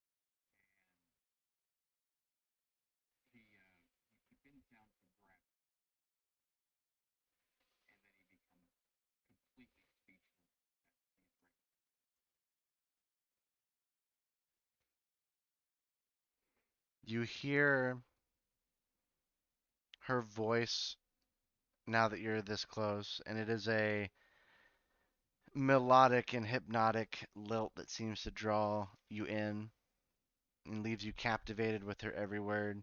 And her laughter you hear, not in a mocking sense that you can immediately can tell, but it is like the tinkling of wind chimes on a moonlit night. What's this?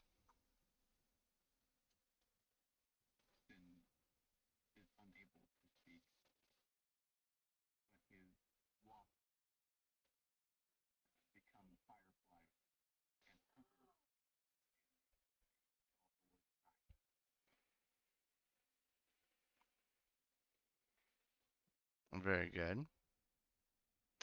All right, Sin, are you doing this? Okay. So just to give you the mechanics behind this. So in order to woo Mora Moonwater the Rain-Cloaked, given her status, requirements, and whatnot, the skills challenge operates as thus. And if we need to hold off and come back to this the next week while you mentally prepare, so we can definitely do that. This requires 8 successes before 3 failures. Okay. So I will go ahead and try to post all of the uh, well, if someone wants to write this down, that'll probably be a little bit easier. I will let you know the skill and the DC so you can make your choices appropriately. Since there are so many successes you will have to be able to do. If you were to go against someone like Hargos Enderon, the Flame Cloaked, you only need 4 successes, but you're shooting for the moon. Oh, that's true. And then Lasheki is apparently Bright Spur's favorite. Nonetheless, athletics DC 15, acrobatics DC 18, sleight of hand DC 15 can be multiple attempts. However, they get more difficult the more attempts you do. Keep in mind this goes over the course of a couple of days with it being 8. You don't have to do all 8 right now. I believe so. Okay. Um, Arcana DC 23.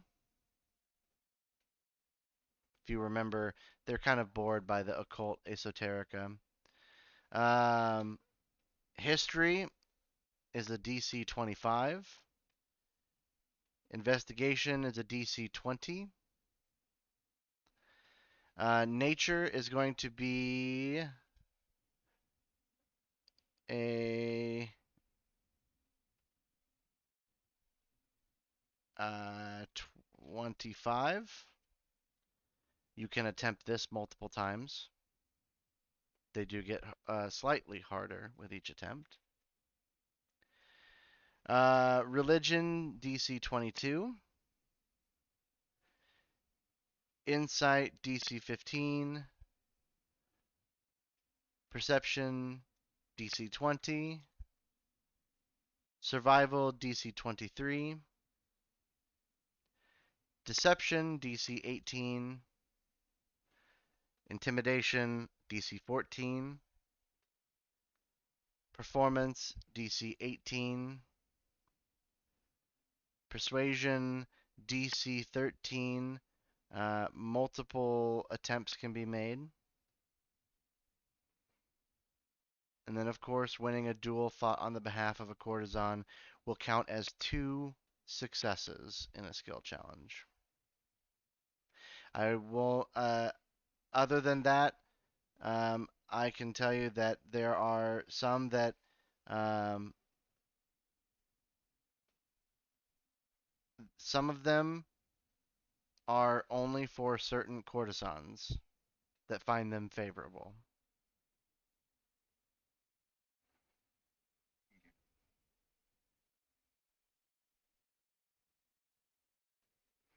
So, I think what we'll do for starters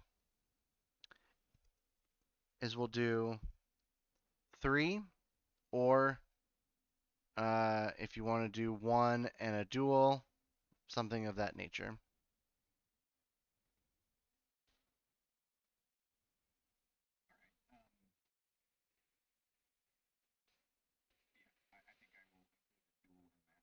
Okay. So then, for this first initial wooing of Mora Moonwater, the Rain Cloaked. Which one? Which skill are you going to go with? Athletics. The life of an adventurer is awash with danger and excitement, and a physical demonstration of prowess can impress. Such displays lose their charm quickly, however, and any further attempts after a successful check are automatic failures.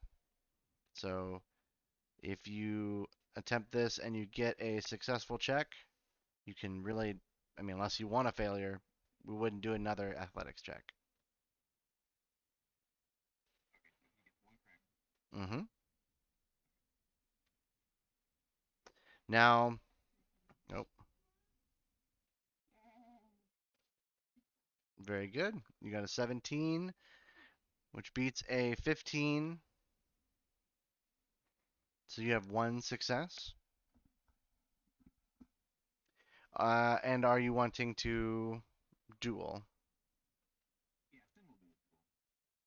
You're gonna do a duel.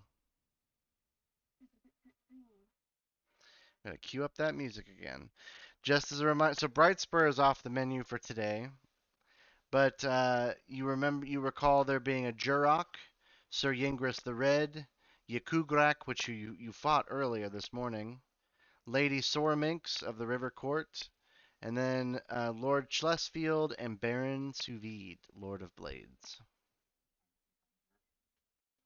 Jurok.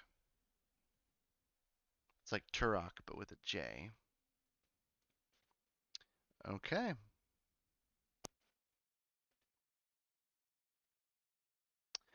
Jurok, as you notice, is a small goblin.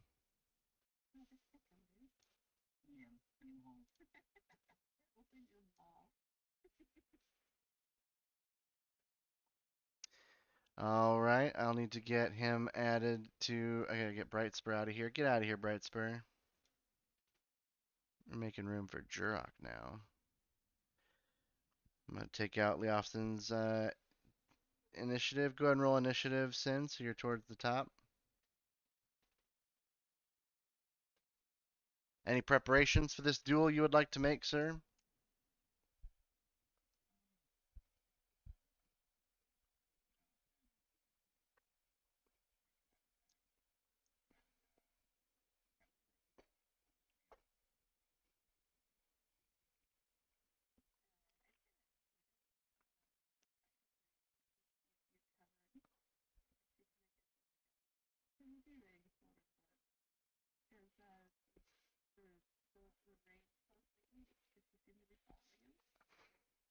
She is not following him, but being relatively like they may have gotten closer, but all the after perform. Actually, that's a good reminder.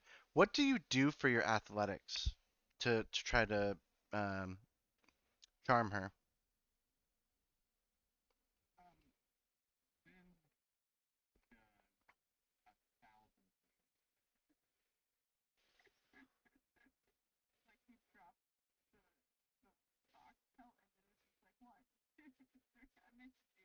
The firefly is counting the number and just like one of those tickers, like the little.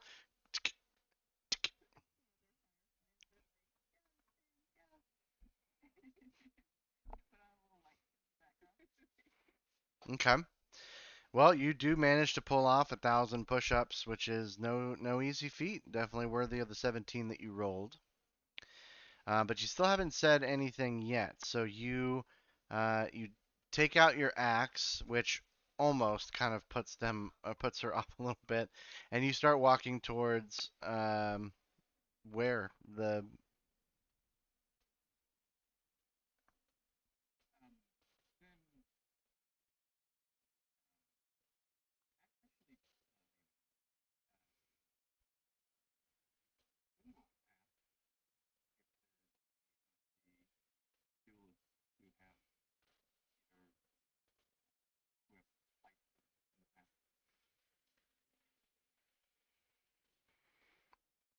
No duelist has slighted me. They've often fought in my name by challenging another. Is that what you plan to do?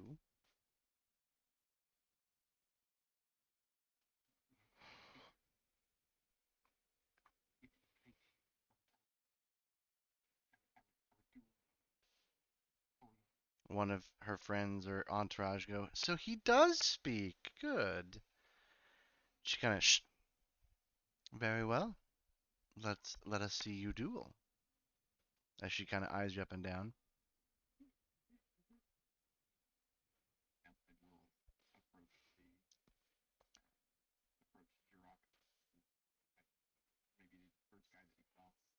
Perhaps. As you walk away, give me a perception check.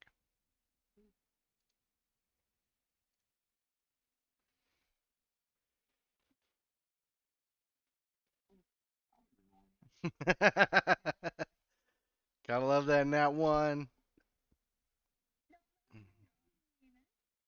That was that was so close. Okay.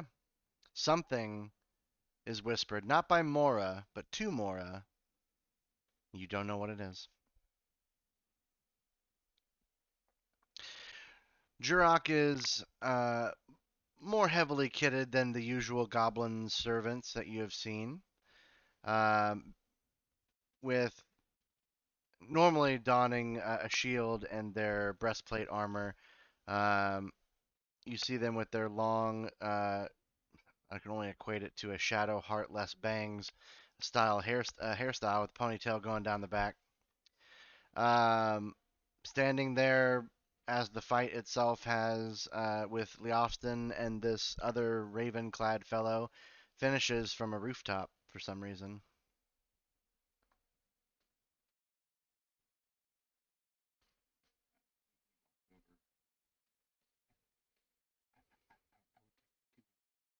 What's that?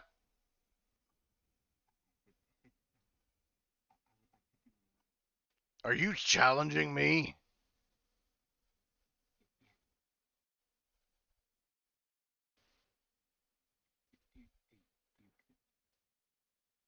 You quickly feel a you see at the same time that you feel a soft hand on your shoulder, you see him kind of like look up behind you a little bit and go,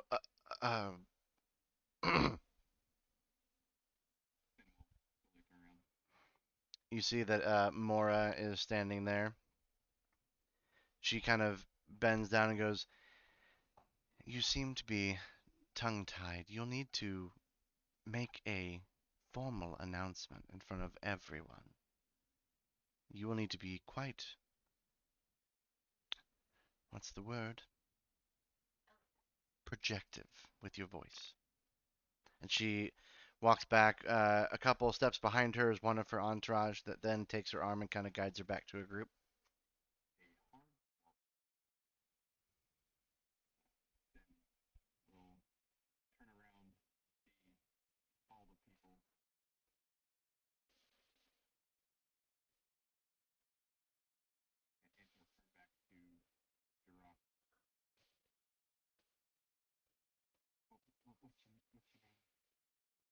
It's Jurok.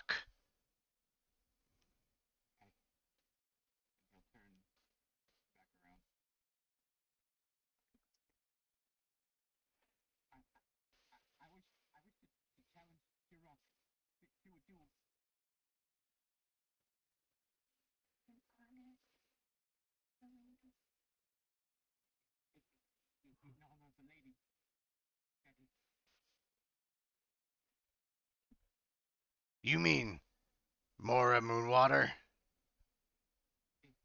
Hmm. He kind of gives you a wink and a little bit of a sly smile, and he goes, "What's your name, Bug Boy?"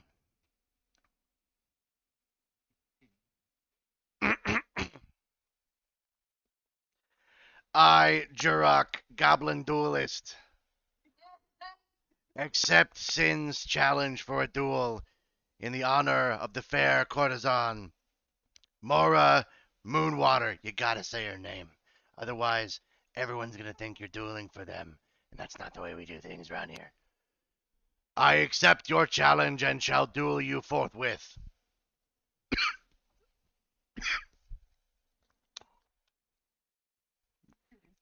That's a freebie, Sin.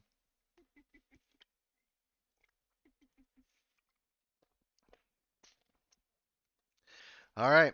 So another crowd kind of a double feature and starts to make their way over to where you guys are, which aren't isn't too far from the buildings. Rules are simple. Do I need to repeat them? Okay. Then we yes, his he obviously is not going to be wearing his breastplate or his shield, so he only has an armor class of 12.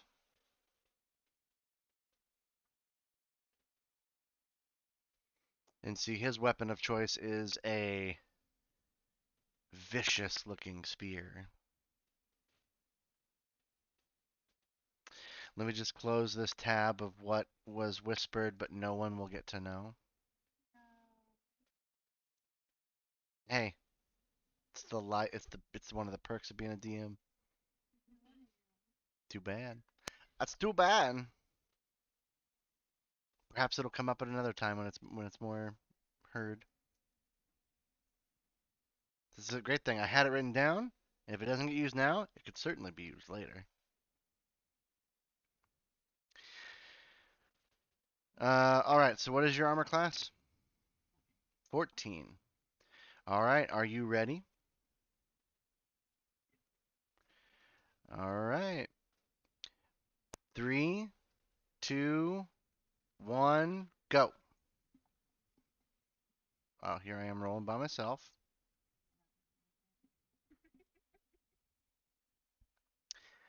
Uh, okay. So both of you hit. He hits you with a 25. You hit him with a 16. Go ahead and roll damage.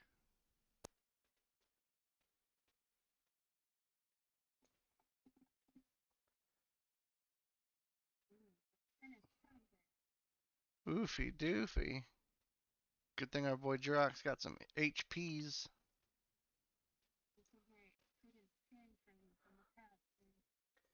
White Mist stumbling over, kind of hastily to go, oh, 1-1. And we get ready for round two.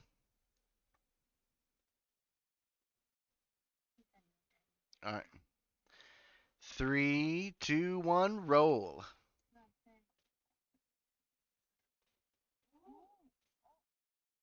You both hit again. Him with a 14 versus your 14, and a 16 versus his 12. Let's go ahead and roll for damage once more.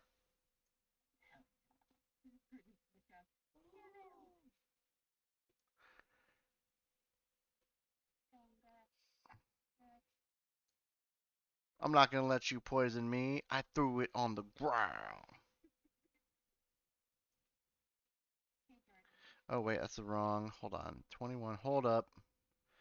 I gotta do math real quick. You know how I do that. 17 plus 11.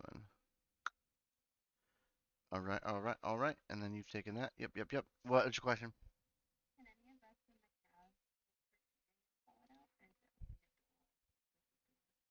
Duelist. It's faux pas if you were to call out cheating. Mm-hmm. All right. And let's see here. Now this is for the honor of wooing the courtesan. Are you wishing to do anything with this particular role? Roll them clickety clacks, bro. Three, two, one, go.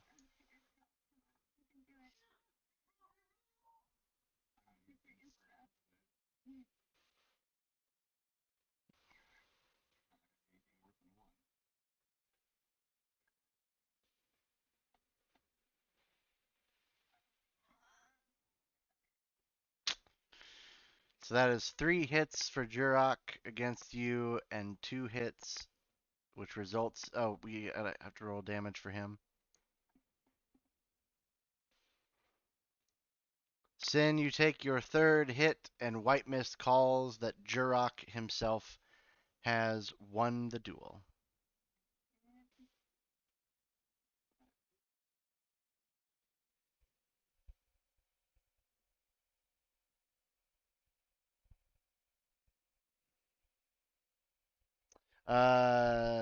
So you lose 1 status, and that is only 1 failure, not 2 failures.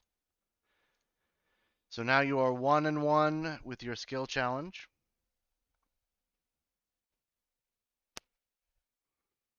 And she stands there for a moment. Her entourage is kind of talking amongst themselves. Jurok bids you best of luck.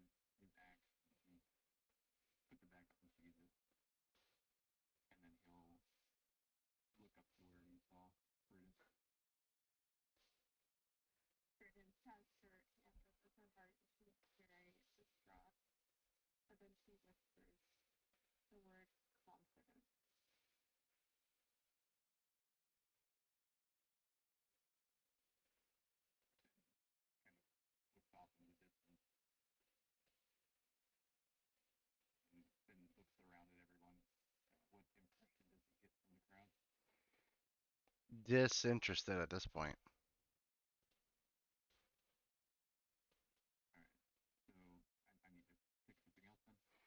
If you want to do a third or a second skill roll, you certainly can.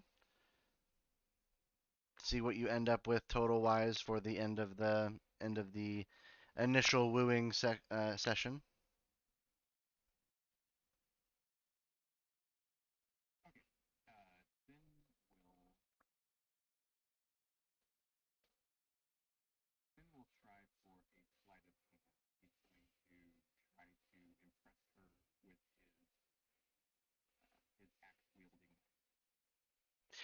Well, remember, sleight of hand would be gifts stolen from rivals.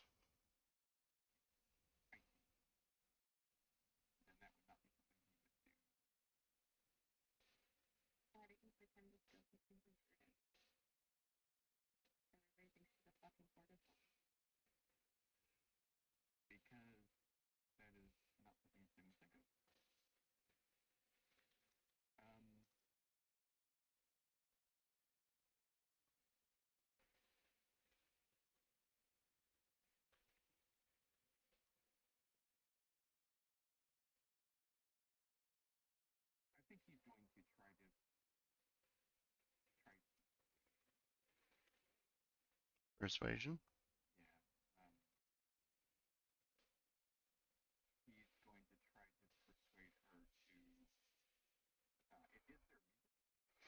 Currently, no. The dueling seemed to have put that to bed for the moment, as no one seemed to be paying attention. But it might perhaps start up shortly. You do see people with instruments out here.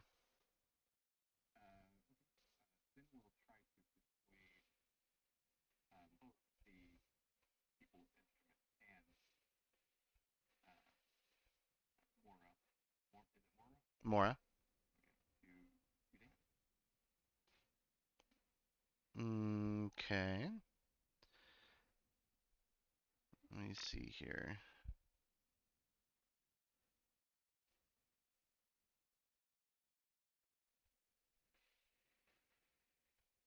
So you're gonna also persuade the musicians to dance?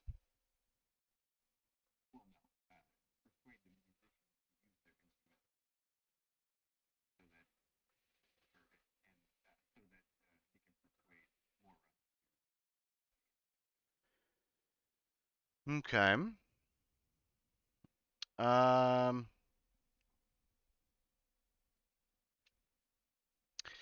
that just to make sure, because performance would be like dancing itself. You could persuade the musicians to play something in her name, um, which I which I guess would sort of count as sweet words being used in the courtesan's honor, but um, so that would work. Dancing would certainly be a performance based thing, believe it or not.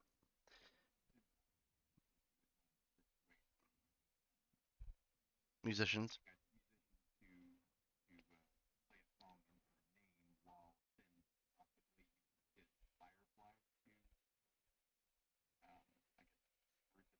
Okay.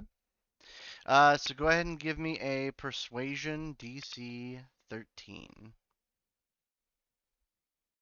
After this, any persuasion checks you can still use them, but each additional attempt will be at a +2.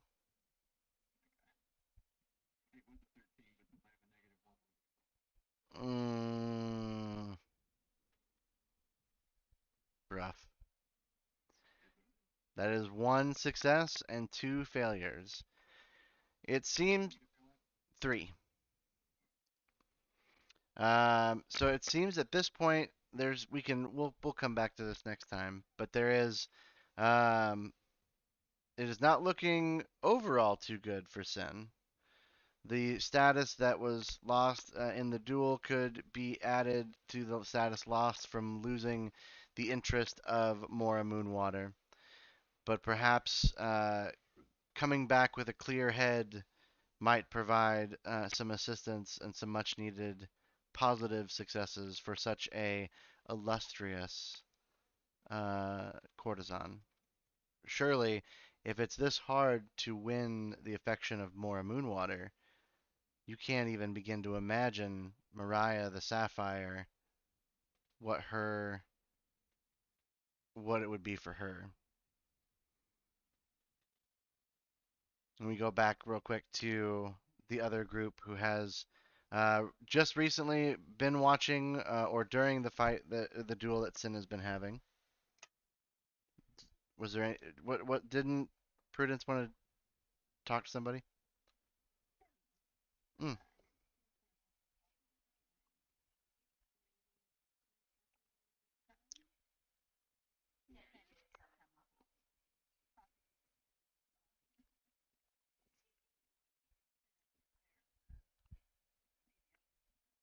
that would be lovely.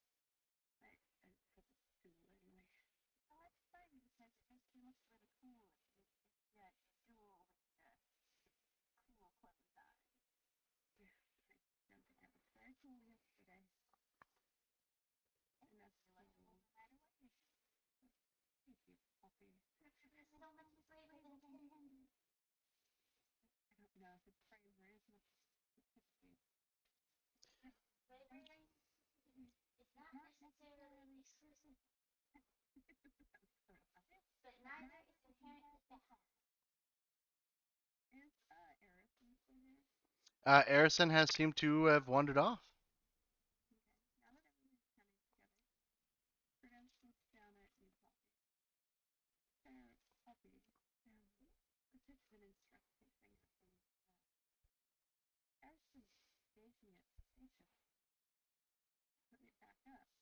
Meanwhile, the Austin, something is heading in your direction.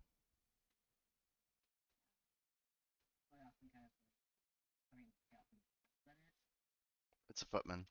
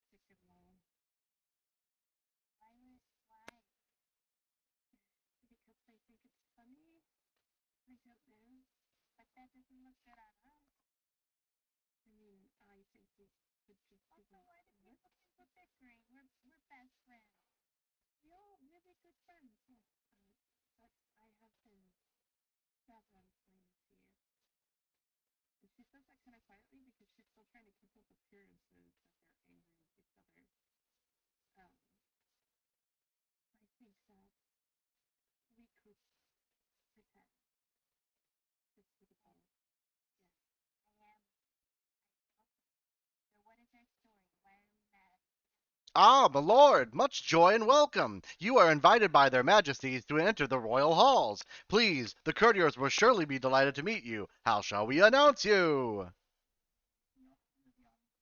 Thank you. Oh,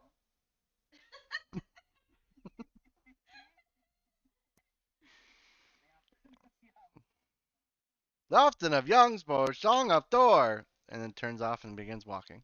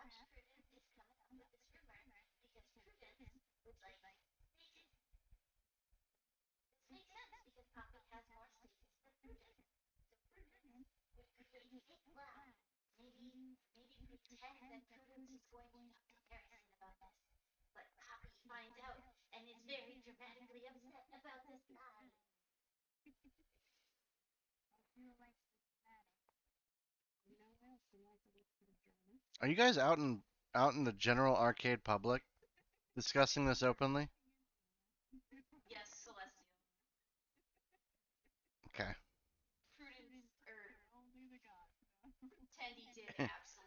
And Revit.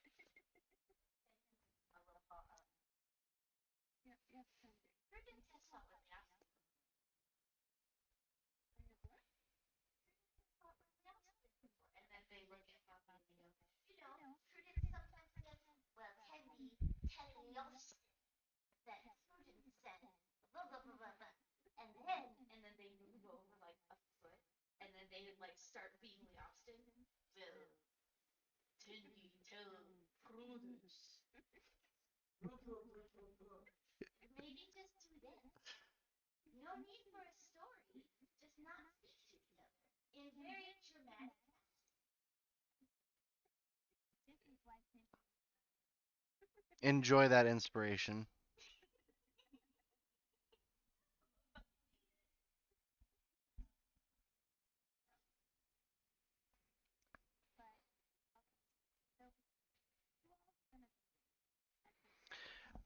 Just to let you guys know, Leofston, Prudence, Poppy, and Hosh. You're welcome.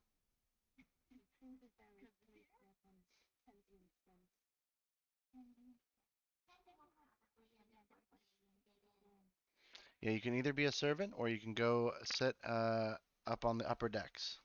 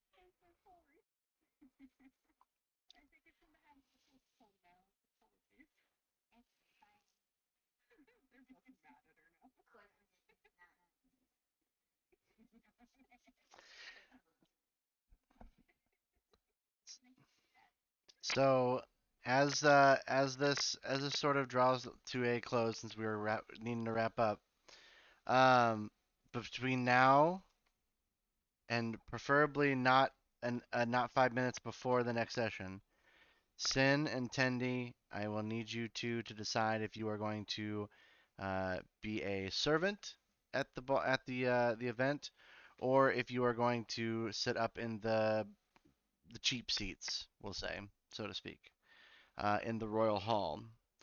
Um, or at least that's what you believe might be where you'll be at. Um, for everyone else, once moonrise occurs, you are expected to be an honored guest and show up at the royal hall itself um, to be a participant in the Swan Festival that will take place maybe next session. There was a lot of I was planning on getting it started, but luckily I have another week to prepare, so we're good. But as we draw to a close, some status has been given, some gifts have been given, and some status has been lost. Thus is the way of the Shadow Courts. The quote of the night.